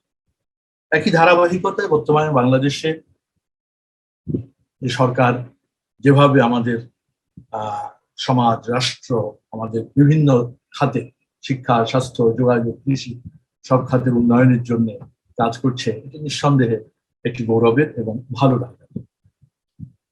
আমি ইউসেফ সম্পর্কে এ যাবৎ যারা বক্তব্য রেখেছেন, জনাব করিম, তারপর পারভিন মাহমুদ আপা, যতটুকু জানলাম তারা ফোর্থ ইন্ডাস্ট্রিয়াল রেভলিউশনের বিষয়কে মাথায় রেখে আগামী শিক্ষা ব্যবস্থা, ইউসুফের আগামী শিক্ষার নতুন কারিকুলামগুলো কি হবে সেদিকে কথা বলেছেন। সেখানে তারা আর্টিফিশিয়াল ইন্টেলিজেন্স, আইওটি, রোবোটিক্স এই বিষয়গুলো উল্লেখ করেছেন। আমি বিনীতভাবে একটি বিষয়ের সাথে যুক্ত করতে চাই, সেটি হচ্ছে কারিগরি জ্ঞান আমাদের মতো ঘনবসতি, অধিক জনসংখ্যার মতো একটা দেশে কারিগরি শিক্ষা অনেক প্রয়োজনীয় একটা শিক্ষা। এই ভাবনাগুলোর জায়গাতে আমরা যদি আরো অন্তত আরো অনেক আগে গুরুত্ব দিতে চাইতাম, গুরুত্ব দিতে পারতাম, তাহলে আমাদের আজকে আমাদের সামাজিক অর্থনৈতিক অবস্থার আজকের চাইতে আরো ভালো থাকতে হবে আমি মনে করি। স্কলার খুব বেশি সংখ্যক মানুষ হওয়ার দরকার নেই আমার ভাবনার জায়গা। যারা খুব মেধাবী তারা স্কলার হবে। আমি যদি বিষয়টিকে এইভাবে বলি, দেখুন, যে সেক্টর বা যে বিষয়, যে ক্ষেত্র নিয়ে আমি কাজ করি, সেই জায়গাটিকে যদি আমি বলি যে আজকে স্বাধীনতার পূর্বে এবং স্বাধীনতার ঠিক পরপর আমাদের কৃষির যে অবস্থাটা ছিল, আমাদের জনসংখ্যা কম ছিল, জমি আজ থেকে অনেক বেশি ছিল। এখন জনসংখ্যা দ্বিগুণের চাইতে বেশি হয়েছে, জমি অনেক কম এসছে। কিন্তু এইরকম জায়গা থেকে আমরা আমাদের পুরো দেশটাকে খাদ্যে স্বয়ংভর করছি। বঙ্গবন্ধু শেখ মুজিবুর রহমান এই জায়গাটিতে সবচেয়ে বেশি গুরুত্ব দিয়েছেন। কৃষির সবগুলো বিষয় তিনি পুঙ্খানুপুঙ্খভাবে বলেছেন। Poultry, fishery, live stock, dairy, ফসল কৃষি, উন্নত কৃষি, কৃষি যান্ত্রিকীকরণ, সবগুলো বিষয়ে খুবই গুরুত্ব সহকারে তিনি বলে গেছেন। আজকে সময়ের পরিবর্তন, ফোর্থ ইন্ডাস্ট্রিয়াল রেভলিউশনের জায়গায় এসে আমরা আইওটির কথা বলছি, রোবোটিক্সের কথা বলছি, আর্টিফিশিয়াল ইন্টেলিজেন্সের কথা বলছি, কারণ এটাও সময়ের চাহিদা। এই জায়গাতে দাঁড়িয়ে আমি ইউসুফকে বিনীতভাবে অনুরোধ করব যে আপনাদের যে কোর্স কারিকুলাম যেগুলো আজ, তার সাথে আপনারা কৃষিকে যুক্ত করতে পারেন কিনা, এটা খুব জরুরি। কারণ এ কারণে জরুরি, দেখুন, আগামীর যে রেভলিউশনের কথা আমরা বলছি, বাংলাদেশ আমাদের আরএমজিতে আমরা বর্ষী প্রশাসনের জায়গায় আমরা পৌঁছেছি, এবং আরএমজিতে আমাদের ফরেন কারেন্সি আয়ের একটা বড় মাধ্যম। কিন্তু রেডিমেড গার্মেন্টস আগামীতে কতটুকু আর শক্তিশালী অবস্থায় থাকবে, এটা নিয়ে যথেষ্ট প্রশ্ন আছে। সেই জায়গায় আমাদের এই যে চালিকা শক্তি, অর্থনীতি, এই জায়গাটা দখল করবে হচ্ছে এগ্রিকালচার, কৃষি। এবং কৃষিতে তরুণ প্রজন্মের অংশগ্রহণ করতে গেলে কৃষিকে আধুনিকায়ন করতে হবে। আধুনিকায়ন করা মানে হচ্ছে রোবোটিক্স কৃষির সাথে আনা, আর্টিফিশিয়াল ইন্টেলিজেন্স আনা, প্রযুক্তি নির্ভর কৃষিতে যাওয়া। আমরা এখন আমাদের কৃষিটা যেটা হচ্ছে যে আমরা জমি কর্ষণ অর্থাৎ চাষবাসে আমরা 95% অ্যাচিভ করেছি, যেটা আমরা যান্ত্রিকীকরণ বলি। আমরা ধান মাড়াই 95%, কিন্তু আমরা ধান রোপণ মাত্র 0.5 অর্থাৎ মেশিনে ধান রোপণ মাত্র 0.5। কৃষির এরকম অনেকগুলো বিষয় আছে, ফিশারিজ আছে, লাইভ স্টক আছে, ডেইরিতে আছে, তারপর আপনার গার্ডেনিং, যেটা অর্চার্ড গার্ডেনিং, রুফটপ গার্ডেনিং, প্রত্যেকটা কৃষি এখন প্রযুক্তি নির্ভর কৃষি। যে কারণে আমি বলছি যে দক্ষ জনশক্তি তৈরি করার ক্ষেত্রে কৃষি ক্ষেত্রে একটা বড় চাহিদা রয়েছে। এই জায়গাটা খুব শূন্য। এখনই যদি আমরা এই জায়গাটুকু না ভাবি, যেমন ফসল কৃষির বিষয়টা লক্ষ্য করুন একটু, যে আমরা জমি থেকে যতটুকু নেবার নিয়ে ফেলছি। গত সপ্তাহে ঢাকায় একটা বাংলাদেশ কৃষি গবেষণা, বাংলাদেশ ধান গবেষণা ইনস্টিটিউটের একটা সেমিনার হয়েছিল, সেখানে বলা হয়েছে 2050 নাগাদ আমাদের বর্তমানে ধানের যা উৎপাদন আছে 3 কোটি টন, এটা আমরা 6 কোটি টনে নিয়ে যাবো। হয়তো বা পারা যাবে, আমি জানি না, কারণ প্রযুক্তি যত আসবে, যত নতুন ইনোভেশন আসবে, হয়তো হবে। কিন্তু ভূমি আপনাকে আর কতটুকু দিতে পারবে? তাহলে যতক্ষণ না পর্যন্ত আপনি এই কারিগরি দিক থেকে বা যান্ত্রিক দিক থেকে বা আর্টিফিশিয়াল ইন্টেলিজেন্স দিক থেকে আপনি দক্ষ না হবেন, ততদিন পর্যন্ত আপনি জ্ঞান বিস্তার, আপনার ইনোভেশন এগুলোকে আনতে পারবেন। আজকে বলা হচ্ছে যে এখন ভূমির উপর থেকে চাষবাসের দিকে পুষ্টিকর খাবারের দিকে আর না তাকিয়ে আমরা যেতে হবে আমাদের সমুদ্রের দিকে, অর্থাৎ ব্লু ইকোনমির দিকে। ডেল্টা প্ল্যান হচ্ছে আমাদের, প্ল্যান হয়েছে আমাদের দেশে। হ্যাঁ, তো এই ব্লু ইকোনমি আগামী পুষ্টি চাহিদার একটা বড় জায়গা দখল করে আছে। আমি কথাগুলো বলছি এ কারণে যে আজকে যে কথাটা বলছি এটা আমার কাছে, আপনার কাছে, আমাদের কাছে হয়তো কিছুটা নতুন হতে পারে, কিন্তু এগুলো বিন্দুমাত্র নতুন না। যে ধরে ফেলছে তারা এগিয়ে যাচ্ছে, যারা ধরতে পারছে না, দেরি করছে, তারা পিছিয়ে পড়ছে। যেমন কৃষিতে যেই দক্ষ জনবলের শুধু দেশ না, দেশের বাইরে আছে মধ্যপ্রাচ্য এখন নিজেরা ফসল উৎপাদনের দিকে অনেক বেশি মনোনিবেশ করেছে, কারণ পৃথিবী থেকে উৎপাদিত ফসলে কেউ আর ওইভাবে এক্সপোর্ট করবে না, কারণ যার নিজস্ব উৎপাদন নিয়ে সে আগে নিজের জায়গাটাকে সুরক্ষিত রাখতে চায়। অর্থাৎ যে কারণে গোটা মধ্যপ্রাচ্য জোর দিচ্ছে ফসল উৎপাদনের দিকে। এমনিতে মধ্যপ্রাচ্যে আমাদের অসংখ্য শ্রমিক আছে, যে শ্রমিক প্রায় 40 লক্ষের উপরে শ্রমিক আছে গোটা মধ্যপ্রাচ্যে আমরা বলি। সেই শ্রমিকরা তারা যায় নির্মাণ শ্রমিক হিসেবে, কিন্তু সেখান থেকে আমি লক্ষ্য করেছি সে নির্মাণ শ্রমিকের এই রিস্ক জব থেকে সে বেরিয়ে এসে নিজের উদ্যোগে সে একজন বিশাল মাজরার মালিক হয়, মাজরা মানে খামার। ওখান থেকে জমি লিজ নিয়ে সে বিশাল কৃষি খামার করেছে। তো এখানে যত কিছু আছে, দিনের পর দিন নতুন নতুন প্রযুক্তি আসছে। এই প্রযুক্তিগুলোর সাথে অভ্যস্ত হতে গেলে আমাদের তরুণ প্রজন্মকে প্রযুক্তি নির্ভর কৃষির সাথে সম্পৃক্ত হতে হবে, শিক্ষায় শিক্ষিত হতে হবে। আমি ছোট ছোট কিছু উদাহরণ আপনাকে তুলে ধরতে চাই।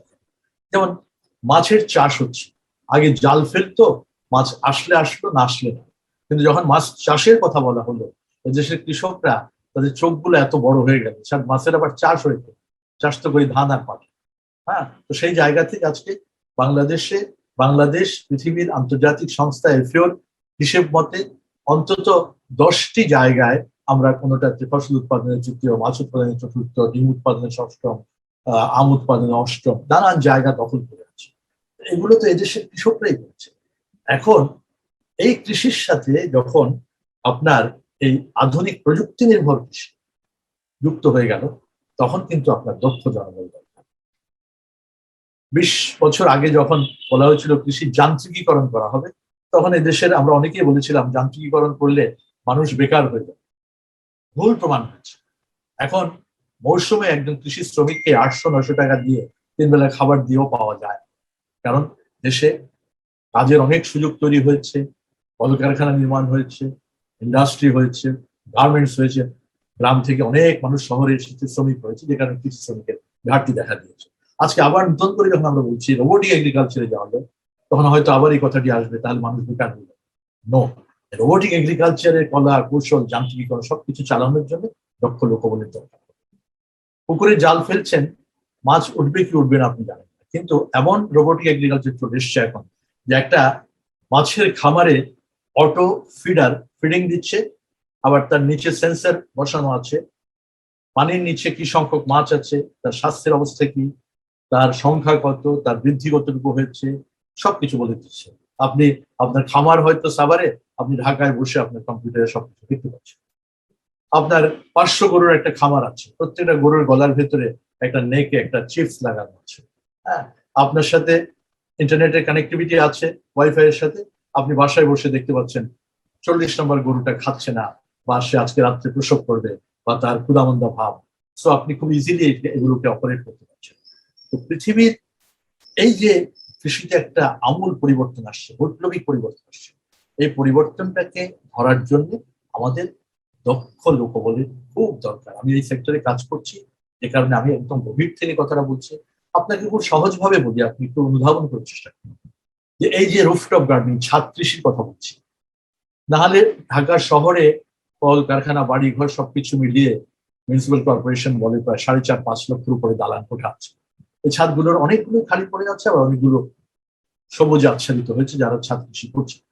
আমি প্রতিনিয়ত দেখছি এখানে, আমি যেখানেই যাচ্ছি আমাকে বলছে যে স্যার দক্ষ লোক দরকার, অর্থাৎ ওটা দেখভাল করার জন্য, মালি বললে খুব খারাপ হবে, দেখভাল করার জন্য, ওটাকে একটু সুন্দরভাবে ঠিকঠাক রাখার জন্য লোকবল দরকার। নার্সারিতে যাবেন, আপনি দেখবেন যে আমি তো ছাদ কৃষি করবো, কিন্তু আমাকে একই সাথে যে একদম দক্ষ লোক দেবেন যে আমার কৃষিটাকে দেখতে পাবে। এখানেও তো প্রচুর লোকের সংস্থান হতে পারে। কথাগুলো বলার শেষ পর্যন্ত একটা উদ্দেশ্য, ইউসিফ এ পর্যন্ত আমাদেরকে যা উপহার দিয়েছে আমাদের সামাজিক অর্থনৈতিক উন্নয়নের জন্য একটা বড় ভূমিকা পালন করেছে, এবং ইউসিবি পারে আগামীতে এই জায়গাগুলোকে আরো সুসংহত করা এবং কৃষির মতো ফোর্থ ইন্ডাস্ট্রিয়াল রেভলিউশনের একটা বড় কম্পোনেন্টই ধরা হয় এগ্রিকালচারকে, গ্লোবাল এগ্রিকালচারকে।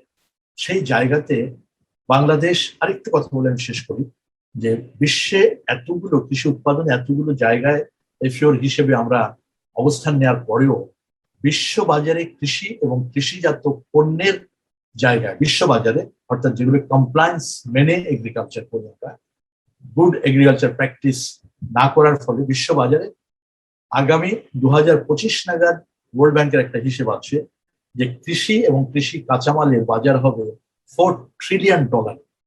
সেখানে বাংলাদেশের অবস্থান খুবই সামান্য। কেন নাই? কারণ আমরা গুড এগ্রিকালচার প্র্যাকটিস মানি না, যে কারণে আমাদের এই শাক সবজি ফল মূল কচুরলতি, তারপর কি বলে কলার থোর, এগুলো কোনোটাই বিদেশে চেইন শপে যায় না, অর্থাৎ ওয়ালমার্টে যায় না, অর্থাৎ টেস্কোতে যায় না, বিকজ আমাদের কমপ্লায়েন্স মানে আমাদেরটা যায় কোথায়? লন্ডনে বাঙালি পাড়ায়, নিউ ইয়র্কে বাঙালি পাড়ায়, লোকাল গ্রোসারি। কিন্তু আপনি যদি এই গুড এগ্রিকালচার প্র্যাকটিস মেনে যদি আপনি আপনার কৃষি উৎপাদন করেন, তাহলে বিশ্বের ওই $4 ট্রিলিয়ন ওই মার্কেটটা আপনি করতে পারেন।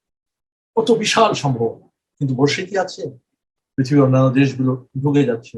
সো দ্যাট আমাদের এই জায়গাগুলোতে অনেক বেশি জোর দেওয়া দরকার, এবং এই জায়গাগুলোর জন্য দক্ষ জনবল তৈরি করা দরকার।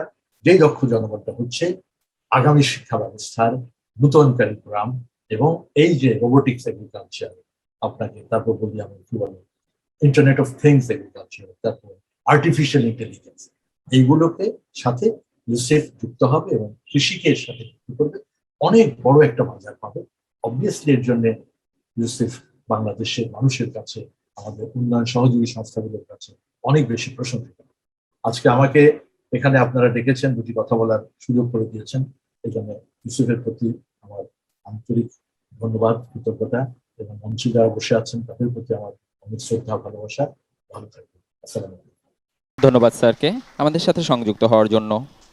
বহু প্রতীক্ষা আর প্রাণের বিনিময়ে 1971 সালের 26শে মার্চ থেকে 16ই ডিসেম্বর দীর্ঘ 9 মাস সশস্ত্র মুক্তিযুদ্ধের মাধ্যমে বাংলাদেশ স্বাধীনতা লাভ করে। স্বাধীনতা অর্জনের 50 বছর পূর্তিতে বাংলাদেশের সুবর্ণ জয়ন্তী পালন করতে পারাটা বাঙালি জাতির জন্য অত্যন্ত গৌরবময়। আজ ইউসেফ বাংলাদেশের এই আয়োজনে স্বাধীনতার 50 বছরকে উদযাপন করছে। অজস্র বাঙালি সন্তানের প্রাণের মূল্যে পাওয়া আমাদের স্বাধীনতা, স্বাধীনতার সুবর্ণ জয়ন্তীর মাহেন্দ্রক্ষণে এই শোককে শক্তিতে পরিণত করে এদেশের উন্নয়ন অগ্রযাত্রায় সবাইকে অবদান রাখতে হবে। জাতির পিতার আদর্শে সোনার বাংলা করতে হবে।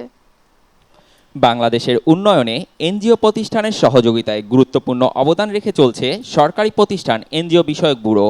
গণপ্রজাতন্ত্রী বাংলাদেশ সরকারের গ্রেড 1 পদমর্যাদা সম্পন্ন কর্মকর্তা জনাব KM তারিকুল ইসলাম স্যার দীর্ঘদিন মাঠ প্রশাসন পরিচালনায় অত্যন্ত দক্ষতার পরিচয় রেখেছেন। ইতোপূর্বে তিনি রংপুর বিভাগের বিভাগীয় কমিশনার, ঢাকা বিভাগের অতিরিক্ত বিভাগীয় কমিশনার, বান্দরবান জেলার ডিসি এবং টাঙ্গাইলের এডিসি সহ অন্যান্য পদে কর্মরত ছিলেন। দেশের উন্নয়নে সরকারের সাথে সাথে এনজিওদের ভূমিকার বিষয়টি খুব নিকট থেকে দেখার সুযোগ হয়েছে তার সেই অভিজ্ঞতার আলোকে অত্যন্ত দক্ষতার সাথে তিনি এনজিও বিষয়ক ব্যুরোর নেতৃত্ব দিয়ে চলেছেন।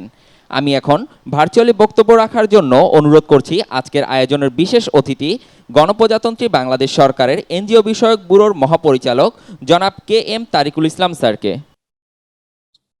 অনেক অনেক ধন্যবাদ এবং শুভেচ্ছা। আমি অপেক্ষা করছি স্যারের সাথে সংযুক্ত হওয়ার জন্য।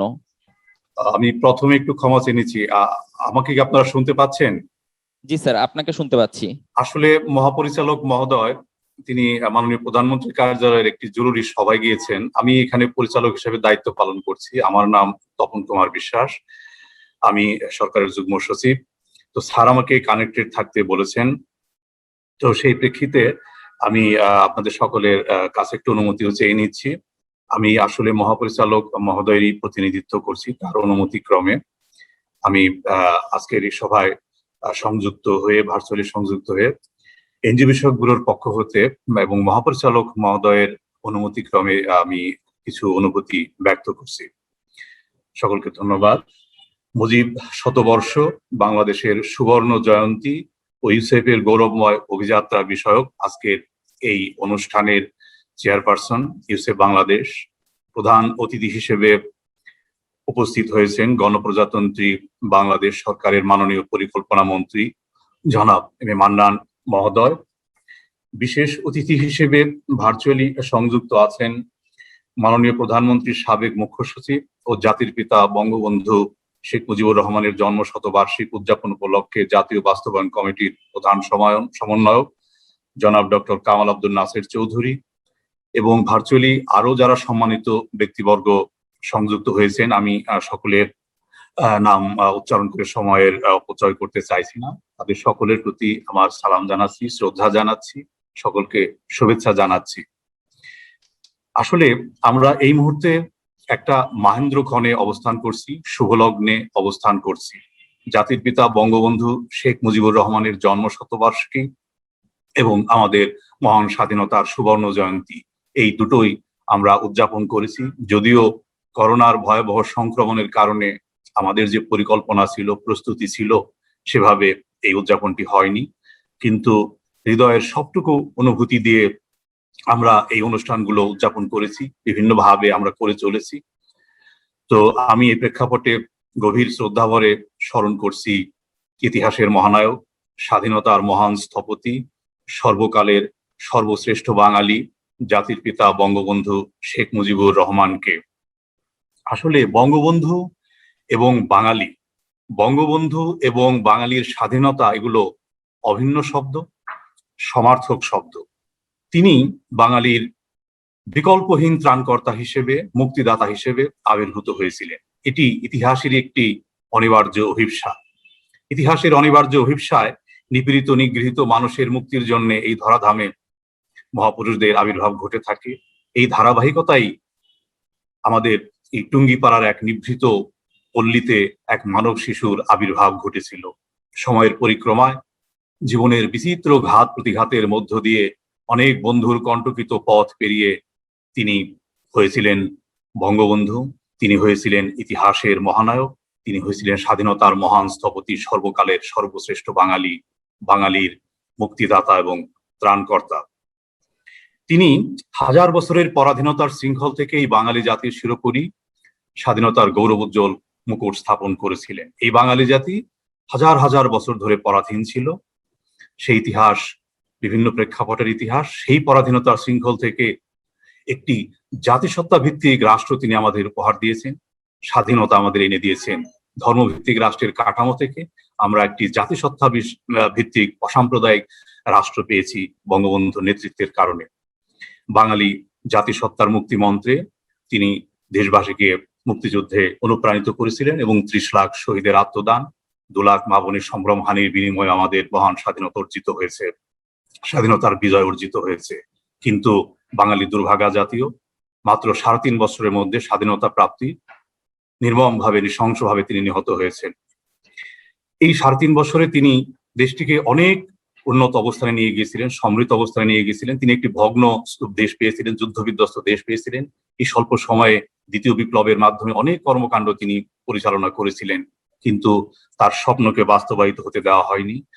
তার স্বপ্ন ছিল একটি ক্ষুধামুক্ত, দারিদ্র্যমুক্ত, অশিক্ষা কুশিক্ষা, জঙ্গিবাদ, সন্ত্রাসবাদ মুক্ত সোনার বাংলা হবে। তিনি স্বপ্ন দেখেছিলেন এই বাংলাদেশ হবে প্রাচীর সুইজারল্যান্ড। যা হোক, তার সেই অসমাপ্ত স্বপ্নগুলো কিন্তু আজ বাস্তবায়নের পথে। তার সুযোগ্য উত্তরসূরি মাননীয় প্রধানমন্ত্রীর নেতৃত্বে আমরা এই বাংলাদেশকে আজ এক দৃষ্টান্তমূলক উন্নয়নের রোল মডেল হিসেবে দেখতে পাচ্ছি।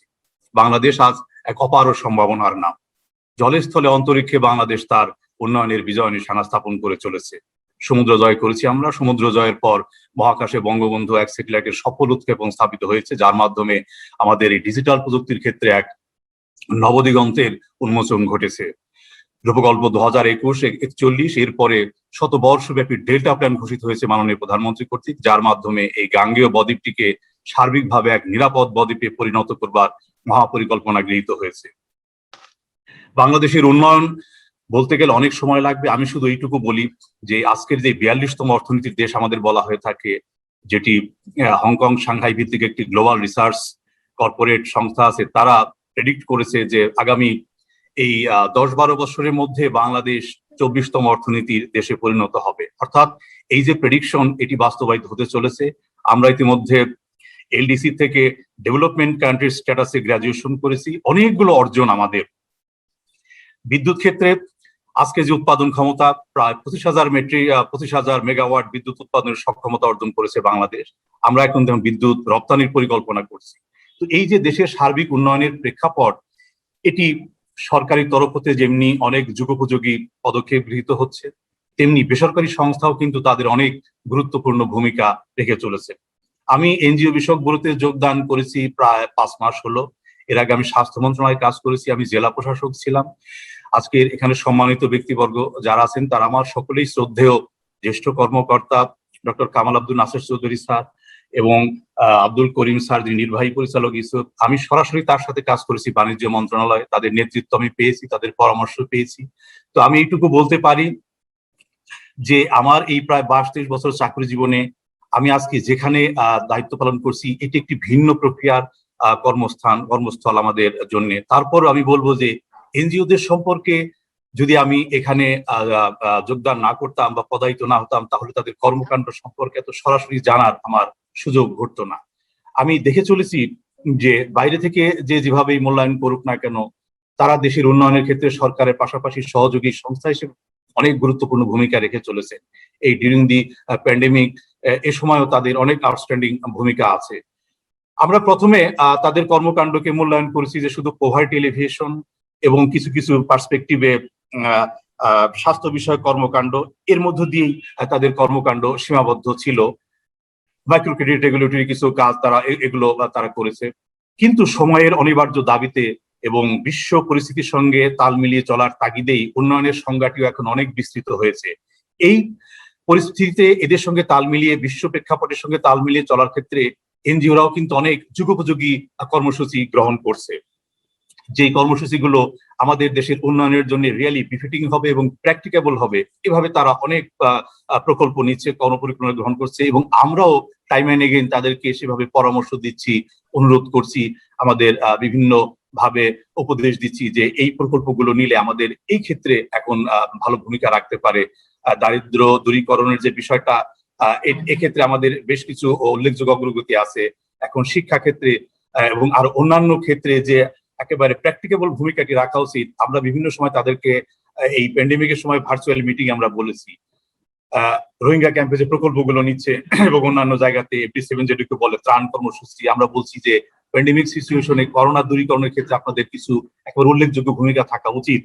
সরকার তার তরফ থেকে পর্যাপ্ত ভূমিকা রাখছে, পাশাপাশি আপনারাও ভূমিকা রাখতে পারেন। এই প্রেক্ষাপটে তারা আমাদের এই পরামর্শগুলোকে সাদরে গ্রহণ করেছে এবং তারা তাদের কর্মসূচির মধ্যে বেশ কিছু মডিফিকেশন এবং রিফর্মস এনেছেন। এই জন্য তাদেরকে আমরা ধন্যবাদ জানাই। আজকে ইউসুফের যে বিষয়টি, আমি মনে করবো যে actually this has become the emerging intent of time, যে স্কিল ডেভেলপমেন্ট এবং এই যে যুবকদেরকে চাহিদা ভিত্তিক একটা মানব সম্পদে পরিণত করা, রিয়েলি এটা একটা emerging intent of time. Bangladesh একটা ভালো ডিভিডেন্ড এখান থেকে নিতে পারে যে আমাদের এই যুবক শ্রেণীর বয়স, যাদের বয়স 30 and above এরকম, এরা কিন্তু একটা বেশ সংখ্যক সিগনিফিক্যান্ট নাম্বার। এদেরকে যদি আমরা রিয়েলি একেবারে হিউম্যান রিসোর্স হিসেবে ডেভেলপ করে তুলতে পারি, আমাদের মানব সম্পদ বলতে যা বোঝায় সেভাবে তৈরি করতে পারি, তাহলে কিন্তু এরা দেশের জন্য একটা বিশাল উন্নয়নের ভূমিকা রাখতে পারে। অলরেডি তারা করছেও বিভিন্ন ক্ষেত্রে, ফরেন কারেন্সি আর্নিং এর ক্ষেত্রে তাদের অনেক উল্লেখযোগ্য ভূমিকা আছে। আমরা তো আমাদের রিজার্ভ নিয়ে এখন গর্ব করি, প্রায় অলমোস্ট $45 বিলিয়ন যেটা আমাদের রিজার্ভ আছে, এবং আমাদের জিডিপিটাও এখন আমি বলবো যে বেশ একটা গৌরবোজ্জ্বল অবস্থানে আছে। যদিও করোনার কারণে অর্থনৈতিক কর্মকাণ্ডে কিছুটা স্থবিরতা সৃষ্টি হয়েছিল এবং সেগুলোকে ওভারকাম করবার জন্য সরকারি তরফ থেকে এবং বেসরকারি তরফ থেকে বিভিন্ন ভাবে পরিকল্পনা নেওয়া হচ্ছে এবং আমরা এই হ্যাসেলস গুলোকে, হার্ডেলস গুলোকে ওভারকাম করছি। তো এই প্রেক্ষিতে আমি বলবো যে এই দক্ষতা ভিত্তিক কর্মকাণ্ড একটা ইনোভেশন, এটাকে আমরা একেবারে রিয়েলি টু স্পিক যে এটা এই ইনোভেটিভনেসটাকে আমরা অ্যাপ্রিসিয়েট করি। ইউসেফ যেটা অ্যাকসেপ্ট করেছে বা তাদের যে কর্মসূচির ক্ষেত্রে এই বিষয়টাকে তারা প্রায়োরিটি দিচ্ছে, এটা রিয়েলি অ্যাপ্রিসিয়েবল। এই দক্ষতা ভিত্তিক কর্মকাণ্ড নেওয়াটা যথার্থ প্রয়োজন। আমাদের পূর্ববর্তী বক্তা যারা অনেক গুরুত্বপূর্ণ বক্তব্য বলেছেন, যে জনাব শাইখ সিরাজ মহোদয় আমি তার সাথে, আমি যখন জেলা প্রশাসক ছিলাম, তিনি এক অনুষ্ঠানে গিয়েছিলেন, খোলামেলা কথা বলেছিলাম। তিনি তো বাংলাদেশে একটা ইনোভেটিভনেস নিয়ে এসেছেন, তার সম্পর্কে আমি আর নতুন করে কি বলবো। তো যে বিষয়গুলোকে তারা হাইলাইট করেছেন, এরকম সেক্টর গুলোকে আমাদের এনজিওরাও কিন্তু করতে পারেন। আমরা তাদেরকে টাইম এন্ড এগেইন পরামর্শ দিচ্ছি যে আপনারা এভাবে করতে পারেন। তো আমি কথা আর বেশি বাড়াচ্ছি না। মহাপরিচালক মহোদয় আমাকে অনুমতি দিয়েছেন এবং এখানে কানেক্টেড হওয়ার জন্য আজকের অনুষ্ঠানের প্রধান অতিথি মাননীয় পরিকল্পনা মন্ত্রী মহোদয়, তার প্রতি আমি আন্তরিক কৃতজ্ঞতা জানাচ্ছি। তিনি তার সুযোগ্য কর্মকাণ্ড দিয়ে আমাদের অর্থনীতির ক্ষেত্রে সুবিশাল ভূমিকা রেখে চলেছেন। মাননীয় প্রধানমন্ত্রীর নেতৃত্বে আমরা যে দেশটিকে পেতে চাইছি, যেভাবে আমাদের টার্গেট গুলোকে ফুলফিল করতে চাইছি, বঙ্গবন্ধুর স্বপ্নের সোনার বাংলা, সেই পথে কিন্তু আমরা আসলে অনেকটাই অগ্রসর হচ্ছি বা আমরা সেই মহাসড়কে যাত্রা শুরু করেছি। আমাদের অবজেক্টিভস গুলোকে দূর করবার জন্য আমি আমার এই ক্ষুদ্র বুদ্ধিতে বা ক্ষুদ্র বুদ্ধিমত্তায় একটি বলবো যে বঙ্গবন্ধুর আদর্শ, বঙ্গবন্ধুর চেতনা তথা মুক্তিযুদ্ধের আদর্শ চেতনা, এটি জাতীয় জীবনের সর্বস্তরে সঞ্চালন করার কোনো বিকল্প নেই। আমি যদি আমার আদর্শকে সঠিকভাবে গ্রহণ করতে না পারি, পরিচালনা করতে না পারি, আদর্শে নিজেকে যদি উজ্জীবিত করতে না পারি, তাহলে কিন্তু আমার কর্মকাণ্ডগুলো যথার্থভাবে বাস্তবায়িত হবে না। সেই জন্য আজকের আমরা একটা মহেন্দ্রক্ষণে অবস্থান করছি।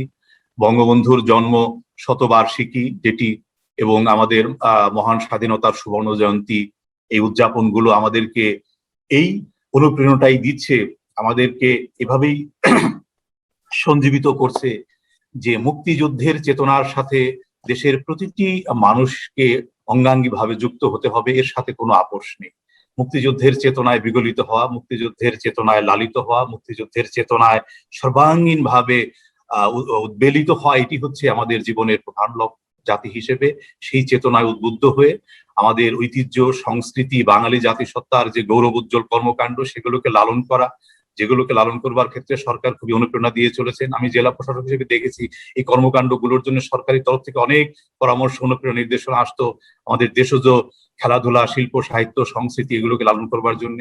এগুলো আমাদের মুক্তিযুদ্ধের অবিচ্ছেদ্য অংশ, মুক্তিযুদ্ধের চেতনার অবিচ্ছেদ্য অংশ, সেগুলোকে লালন করার সময় যেন আজকে অনিবার্য দাবি।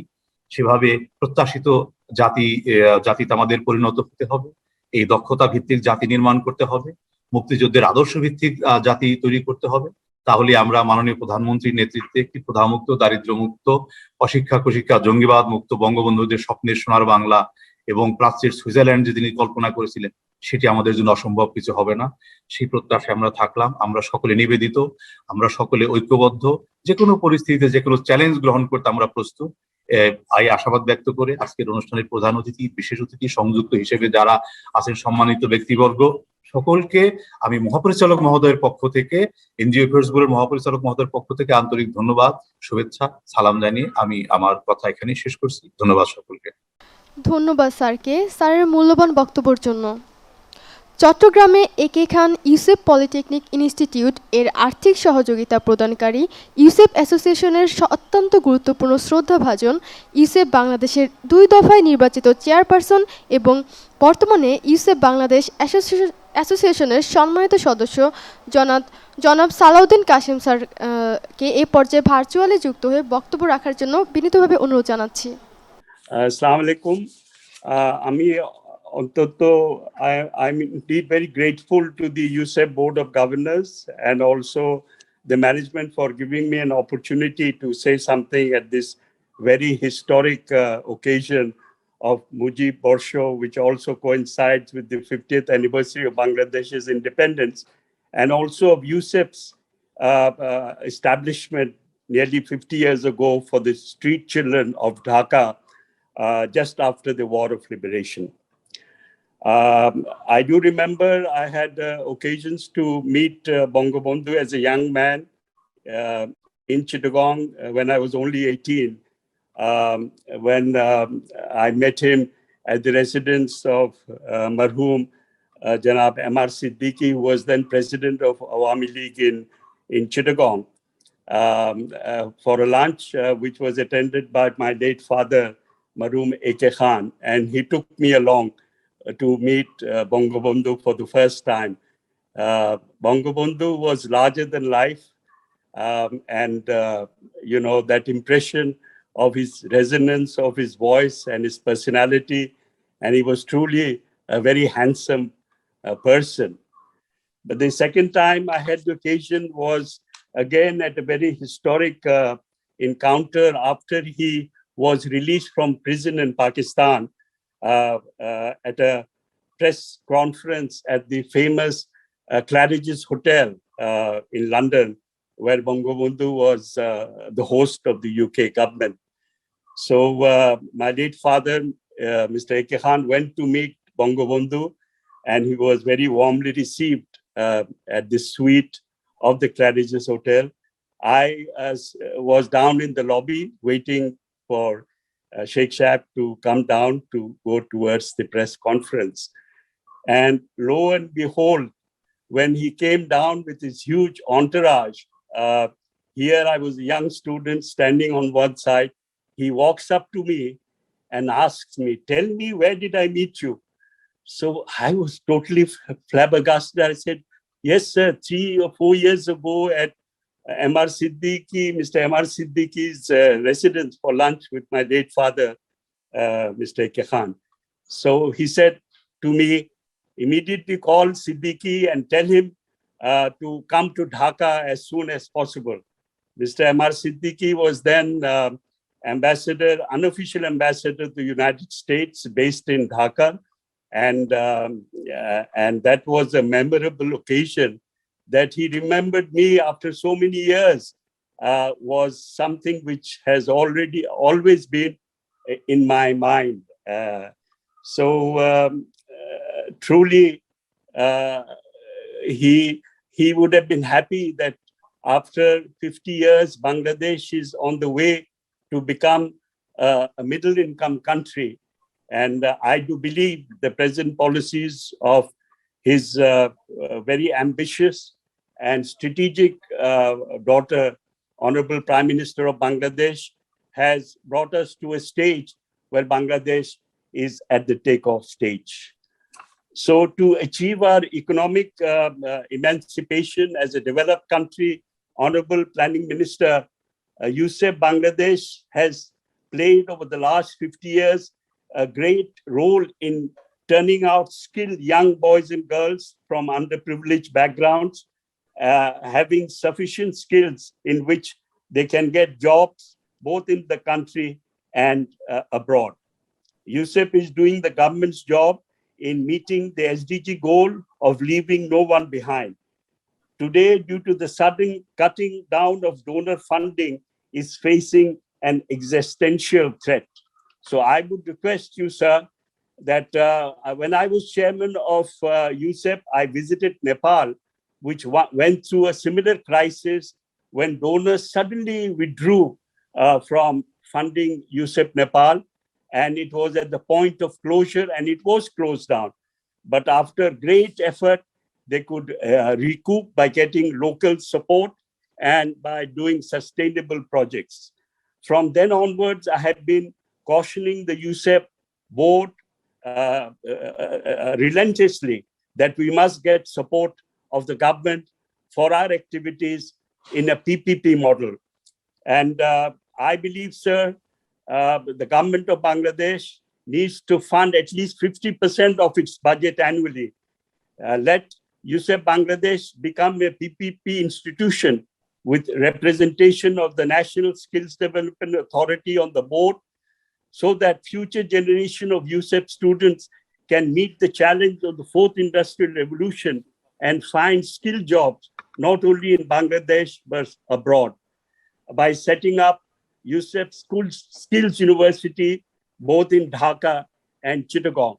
Sir, you might know that in 2016, the finance minister at the first skills summit in Dhaka, which was inaugurated by the Honorable Prime Minister, at the closing of that session, he mentioned nearly $7 billion which flow out for import of skilled manpower into Bangladesh from the region. And today, I think the figure will be as high as $10 billion, if not more.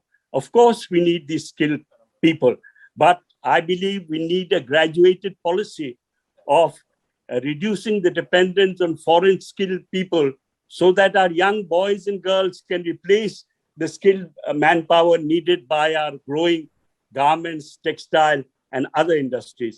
So I'd make an appeal to you, sir, that your ministry, which is absolutely fundamental to the future existence of USEP as an organization, we should join hands with the government and become a PPP project so that we can churn out the skilled manpower required for Bangladesh to become a skilled middle income country.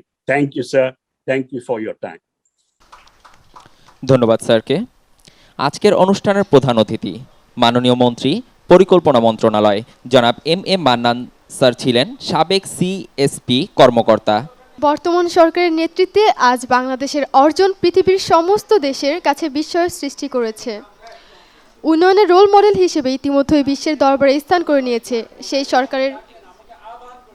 আজকের অনুষ্ঠানের প্রধান অতিথি জনাব M Mannan স্যারকে এ পর্যায়ে তার বক্তব্য তুলে ধরবার জন্য বিনীতভাবে অনুরোধ জানাচ্ছি।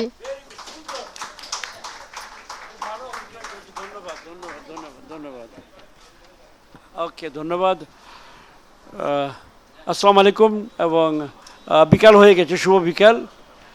সকলকে আমার শ্রদ্ধা। এখানে যারা আছেন মেহমান এবং ইউসেপের যারা কাজ করেন বা কাজ করান, শিখান, শিক্ষক যারা যারা আছেন, ইউসেপের সকলকে, চেয়ারপারসন মিস পারভিন মাহমুদ থেকে শুরু করে আপনারা যারা আছেন সবাইকে, ভাইস চেয়ারপারসন উজমা, হাফিজ ভাই আছেন আমাদের সিনিয়র মাননীয় সংসদ সদস্য বোর্ডের, করিম, আব্দুল করিম আমার সহকর্মী সারা জীবনে সরকারি চাকরিতে, অনেকেই আছেন, সবাইকে আমি শ্রদ্ধা জানাই। মাফরুহা আমাদের আরেক সহকর্মী, আপনাদের সবাইকে আমি আমার ধন্যবাদ জানাই।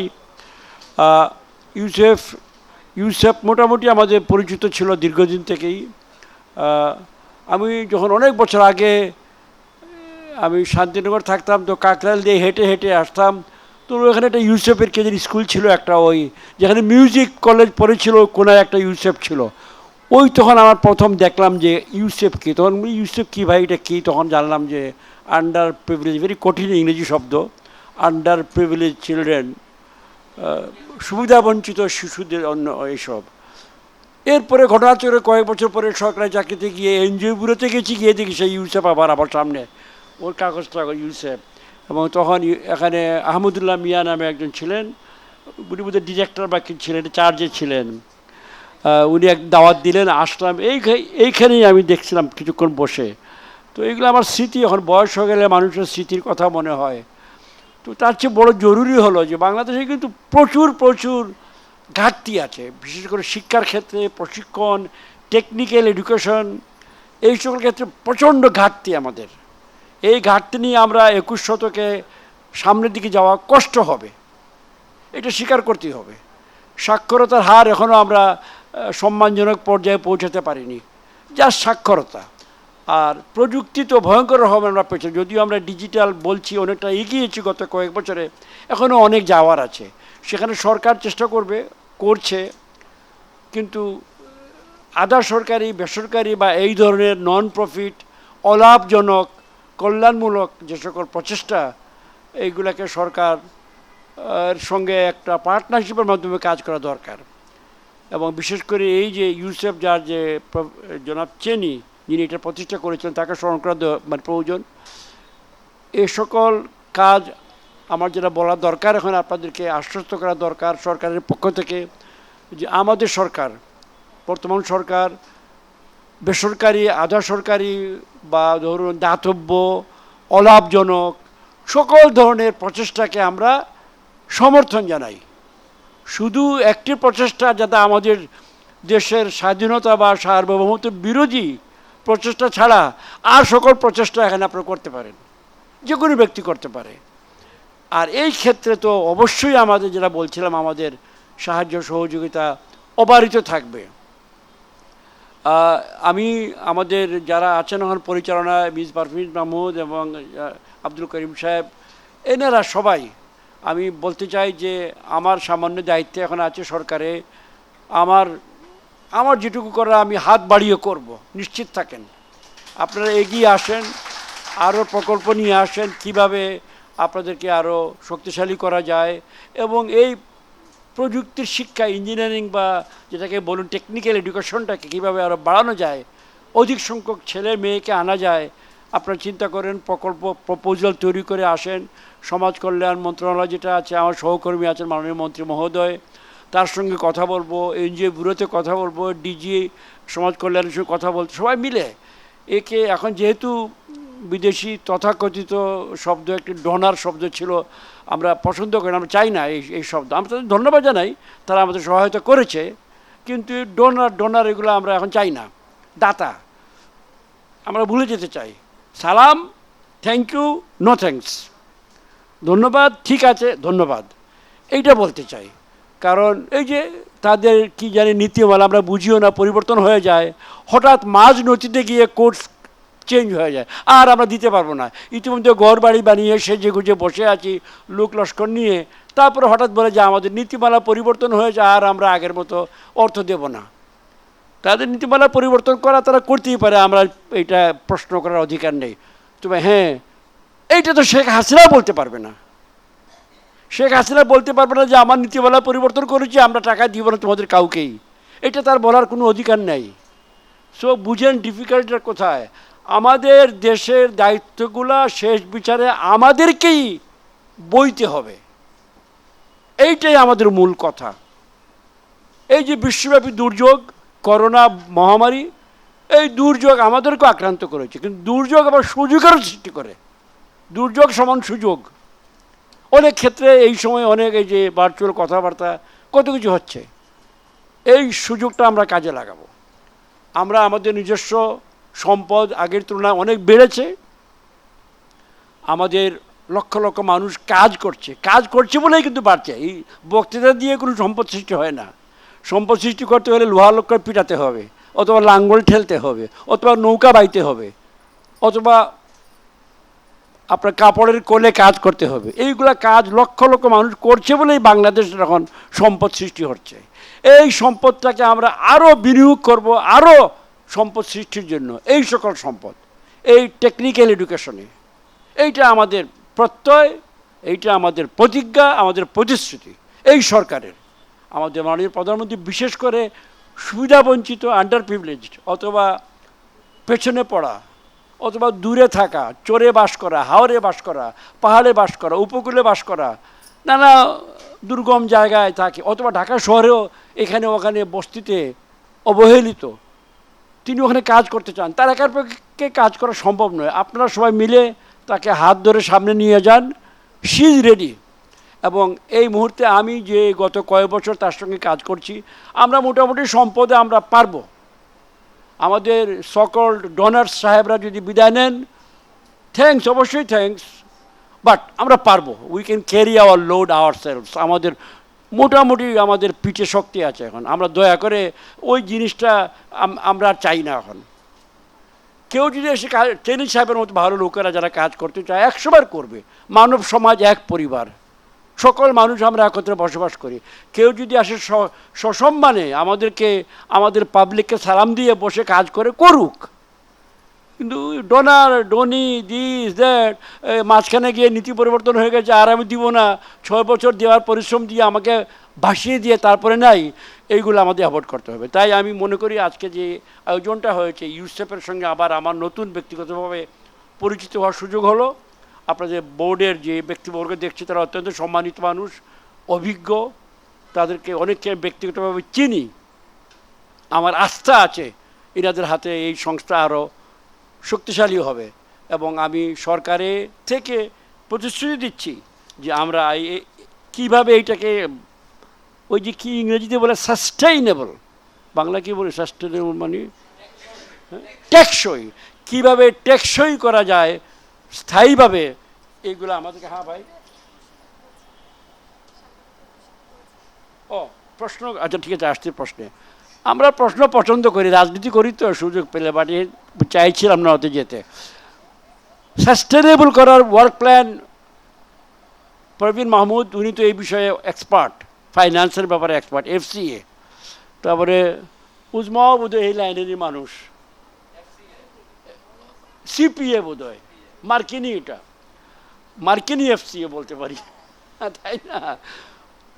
একটা ভালো solid dependable long term finance plan তৈরি করেন and bring it close to governments main financial stream. ঢুকবেন না, ও সরকারে ঢুকলে কিন্তু মরে যাবেন, you are dead, don't ever try it. PKSFM একটা চমৎকার মডেল আছে, স্বাধীনতাও আছে আবার সরকার থেকেও অক্সিজেন পায়। ঠিক তেমনি এইভাবে কোনো কিছু এখানে যদিও রেভিনিউ আর্নিংয়ের স্কোপ কম, একটা আমাকে মিস মাহমুদ বললেন যে মাইক্রো ক্রেডিট একটা ব্যাপার মধ্যে ছিল, দ্যাট ইজ এ গুড, এটার মধ্যে আপনি শুরু করতে পারেন। MRA ক্লিয়ারেন্স আছে, MRA ক্লিয়ারেন্স থাকলে তো আর কোনো আইনি বাধা নেই, আপনার ট্রেন ম্যান পাওয়ার আছে। স্মল স্কেল শুরু করে মাইক্রো ক্রেডিটে বাংলাদেশের প্রচুর সম্ভাবনা আছে, সেটা করেন। তাছাড়া আরও অন্য কীভাবে ইনোভেশন করে আরও ইনকাম বাড়ানো যায়, নট ফর প্রফিট, এইটা কিন্তু মূল কথা, লাভের জন্য নয়। মাঝে মাঝে পেপারে পড়ি অমুক সংস্থার ডাইরেক্টর সাহেবরা BMW কিনে টাকা নিয়ে যায় সাংবাদিকদের কল্যাণে, আমরা পাই। আমরা এগুলো চাই না। আমরা সরকার জনগণের টাকাকে হিসাব করে ব্যয় করতে হবে আমাদেরকে। সুতরাং আপনারা একটা ফাইন্যান্স প্ল্যান নিয়ে আসেন। আমার বিশ্বাস আমি এইটা সরকার থেকে সমাজ কল্যাণ মন্ত্রণালয় থেকে আমরা পাশ করে নিয়ে আসতে পারি। That commitment I make to you, absolutely, কোনো সন্দেহ নেই। তো আর বেশি কথা বলা ঠিক হবে না। এখানে একটা প্রশ্ন এসছে, কৃষিতে দক্ষ জনশক্তি তৈরি ও রপ্তানিতে সরকারের কোনো পরিকল্পনা আছে কি? থাকলে তা কি? দুই ভাগে প্রশ্ন। প্রথম ভাগ হ্যাঁ আছে, সেকেন্ড পার্ট কঠিন পার্ট, তা কি এখন বুঝিয়ে বলুন। পরিকল্পনা ভর্তি বাংলাদেশে বার্ষিক পরিকল্পনা, পঞ্চবার্ষিকী পরিকল্পনা, 10 বছরের পরিকল্পনা, প্রেক্ষিত পরিকল্পনা, 20 বছরের পরিকল্পনা, শতবর্ষী পরিকল্পনা আমাদের আছে। আছে না ডেল্টা প্ল্যান? আমার ধারণায় পৃথিবীতে one of the front ranking country, যে most well planned number of প্ল্যানের, কোয়ালিটি বলছি না, সেটা ভিন্ন কথা, আপনারা বিচার করবেন, আওয়ার কান্ট্রি। কারণ আমাদের সংবিধান আছে না, সংবিধানে একটা চমৎকার একটা বক্তব্য আছে, বাংলাদেশ হবে একটি পরিকল্পিত অর্থনীতির দেশ। সমাজতন্ত্র বলে না, কমিউনিস্ট বলে না, তারা বলছে পরিকল্পিত অর্থনীতির দেশ। আমাদের বিশাল পরিকল্পনা আছে। কৃষির পরিকল্পনার চেয়ে কাজটা বেশি জরুরি। কৃষকেরা যারা আমাদের বাপ চাচা বা ভাই যারা গ্রামে গঞ্জে বসবাস করে, তারা যে বিশাল বৈপ্লবিক পরিবর্তন এনেছে আপনারা জানেন। এই যে একটু আগে আমাদের শেখ সিরাজ, যিনি একদম এই লাইনের লোক, তিনিও বললেন, আমরা পরিকল্পনা এক দাগে আপনাকে বলি, কৃষিতে আমরা চাচ্ছি নাম্বার 1 যান্ত্রিকীকরণ, মেকানাইজেশন শুরু হয়ে গেছে, ভালো প্রোগ্রেস হয়েছে ইতিমধ্যে। আর দ্বিতীয় চাচ্ছি কমার্শিয়ালাইজেশন, নিজে খাবো তাই চাষ করি, 1 বিঘা 2 বিঘা জমি এতে দিয়ে চলবে না, for market, produce for market, market not only here, market abroad, সারা বিশ্বে মার্কেট আছে। মাছ হোক, মাংস হোক, চাল হোক, ডিম হোক, মুরগি হোক, সর্বত্র আমরা we should produce and sell. সেই মহাপরিকল্পনা আমাদের আছে। আমাদের দক্ষ জনশক্তি আছে, আমরা সেচ, সার ইত্যাদি প্রতিনিয়ত আমরা ব্যবহার করব, যন্ত্র ব্যবহার করব। শেখ সিরাজের মতো মোটিভেটর আছেন আমাদের দেশে, আরও অনেকেই কাজ করছেন। সুতরাং কৃষি আমাদের অর্থনীতির মেরুদণ্ড, এবং আমার ধারণা আমার জীবদ্দশাতে বেশি দিন নয়, আরও অনেক দিন কৃষি কন্টিনিউ করবে মেইন হিসাবে। কারণ কৃষি যদি দুর্বল হয় তাহলে বাকিগুলো টিকবে না, মাঝের স্তম্ভ, সেটার প্রতি আমাদের সরকারের কমিটমেন্ট আছে। For the reason, economic reason আর কালচারাল রিজন, আমরা কৃষকের জাতি, আমাদের 14 পুরুষ বাপ দাদা কৃষকের উপরে নির্ভর ছিলেন, এবং সেটা আমাদেরকে বাঁচিয়ে রেখেছে। গত 3 বছর ভালো ফসল হওয়ায় আমরা কষ্ট পাইনি। তো আমরা আশা করছি এই ধারা কন্টিনিউ করবে। কৃষিতে আমরা ভর্তুকি দিচ্ছি, সহায়তা দিচ্ছি, উপকরণ দিচ্ছি, মনোযোগ দিচ্ছি, ভালোবাসা দিচ্ছি, সম্মান দিচ্ছি। এই পলিসি কন্টিনিউ করবে, করে আমরা কৃষি থেকে আরও যেটা বললেন, আর দক্ষ জনশক্তির চাপের সৃষ্টি হয় এখানেও হোক। ইউসেপ একটা কৃষকের জন্য যদি মেকানাইজেশনের ক্ষেত্রে কোনো কিছু ছোটোখাটো প্রোগ্রাম করতে পারে, আমরা তাদেরকে সহায়তা দিব। তো যাই হোক, অনেক কথা বললাম, আমার একটু তাড়া আছে যাওয়ার। আমি আপনাদের সকলের কাছে যাওয়ার জন্য ক্ষমা চাচ্ছি যে আমাকে আগে যেতে হবে, হয়তো আপনাদের সঙ্গে আবার দেখা হবে আশা করি। এবং ইউসেফের জন্য মঙ্গল কামনা করি। ইউসেফ আরও শক্তিশালী হোক এবং এবং এবং ইউসেফের সঙ্গে যারা জড়িত আছেন এর পরিচালনায় তাদেরও আমি কুশল কামনা করি। এই কথা বলে আমি জানাচ্ছি। ধন্যবাদ। আসসালামু আলাইকুম। জয় বাংলা, জয় বঙ্গবন্ধু। এ পর্যায়ে বাংলাদেশের ইউসেফ আন্দোলনের ইতিহাস নামক বইয়ের মোড়ক উন্মোচন করবেন আজকের অনুষ্ঠানের প্রধান অতিথি মাননীয় মন্ত্রী মহোদয়। এই বইটি মূলত ইউসেফ বাংলাদেশের সৃষ্টি, এর সম্প্রসারণ, সফলদের গল্প এবং যাদের অবদানে এই প্রতিষ্ঠান জাতীয় পর্যায়ে গুরুত্বপূর্ণ অবদান রেখেছে তাদের কথা তুলে ধরা হয়েছে। বইটি রচনা করেছেন ইউসেফ বাংলাদেশের বর্তমান বোর্ড মেম্বার এবং প্রতিষ্ঠাতা অ্যাসোসিয়েশনের মেম্বার জনাব প্রফেসর হাফিজুল ইসলাম স্যার।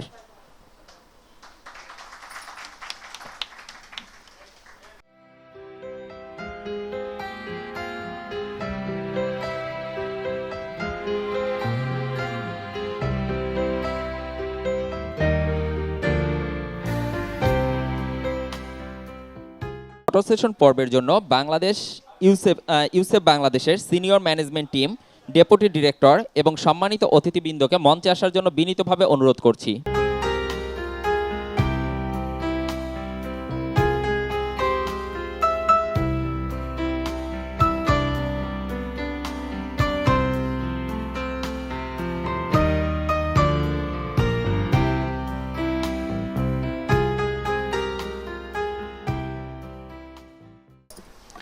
আয়োজনের এই পর্যায়ে বক্তব্য রাখবেন miss Uzma Chowdhury CP madam, vice chairperson UCEP board of governance. আসসালামু আলাইকুম। মুজিব শতবর্ষ বাংলাদেশের সুবর্ণ জয়ন্তী, ইউসেফের গৌরবময় অভিযাত্রা, এই উপলক্ষে ইউসেফ কর্তৃক আয়োজিত অনুষ্ঠানে প্রধান অতিথি গণপ্রজাতন্ত্রী বাংলাদেশ সরকারের মাননীয় পরিকল্পনা মন্ত্রী জনাব এম এ মান্নান এমপি, বিশেষ অতিথি এবং উপস্থিত সকলে। যেহেতু স্যারের সময়ের একটা ব্যাপার আছে, আপনারা যারা এতক্ষণ আমাদেরকে সময় দিয়েছেন, অনুষ্ঠানটি শুনেছেন এবং বিভিন্নভাবে সহযোগিতা করেছেন, সকলকে ধন্যবাদ জানাচ্ছি। স্যার আমাদেরকে যত ধরনের আশ্বাস দিতে পারেন সব দিয়ে দিয়েছেন, আমরা আর কিছু চাই না। আমরা ইউসেফে যেটা চেষ্টা করে আসছি গত 50 বছর ধরে, দক্ষ কারিগর প্রতিষ্ঠা করার, বাংলাদেশের এসডিজি গোল অর্জনের জন্যে বাংলাদেশে যে আমরা গত 50 বছর যা করে আসছি, ইনশাল্লাহ আমরা ভবিষ্যতেও করতে থাকব এবং বাংলাদেশের শিল্প উন্নয়নে একটা বিশেষ উন্নয়নে আমরা অবদান রাখতে চাই। যে নীরব অবদানটা আমরা রেখে এসেছি সেটাকে আমরা কন্টিনিউ করতে চাই। আমরা নতুন করে কৃষির ক্ষেত্রে আমরা বিশেষ নজর দেব, যাতে ইউসেফ এই জায়গাটাতে আরেকটু এগিয়ে এসে দেশের উন্নয়নে সাহায্য করতে পারে। সবাইকে ধন্যবাদ জানিয়েছি। আর ইউসেফে আমরা একটা স্বাস্থ্য খাতের কথা চিন্তা করেছি। স্বাস্থ্য এবং কৃষি এই দুটাকে নিয়ে আমরা কারিগরিতে তো আছি, শিল্প উন্নয়নের জন্য কারিগরি দক্ষতা আমরা অলরেডি কাজ করে যাচ্ছি, বাট এই দুটা জায়গা স্বাস্থ্য এবং কৃষিতে আমরা বিশেষ নজর দিয়ে এগিয়ে যাওয়ার চেষ্টা করব। আমাদের মাননীয় মন্ত্রীকে ধন্যবাদ জানাচ্ছি আমাদেরকে সময় দেবার জন্য, আমাদেরকে সকল ভাবে সহায়তা করার জন্য এবং উৎসাহিত করার জন্য। সকলকে ধন্যবাদ জানাচ্ছি। আসসালামু আলাইকুম। এখন আমাদের আয়োজনের সাংস্কৃতিক অংশে আমরা পৌঁছে গেছি। সাংস্কৃতিক অংশটুকু উপভোগের জন্য আমাদের সম্মানিত অতিথিবৃন্দকে মঞ্চের সামনে রাখা সোফায় বসার জন্য বিনীতভাবে অনুরোধ করছি।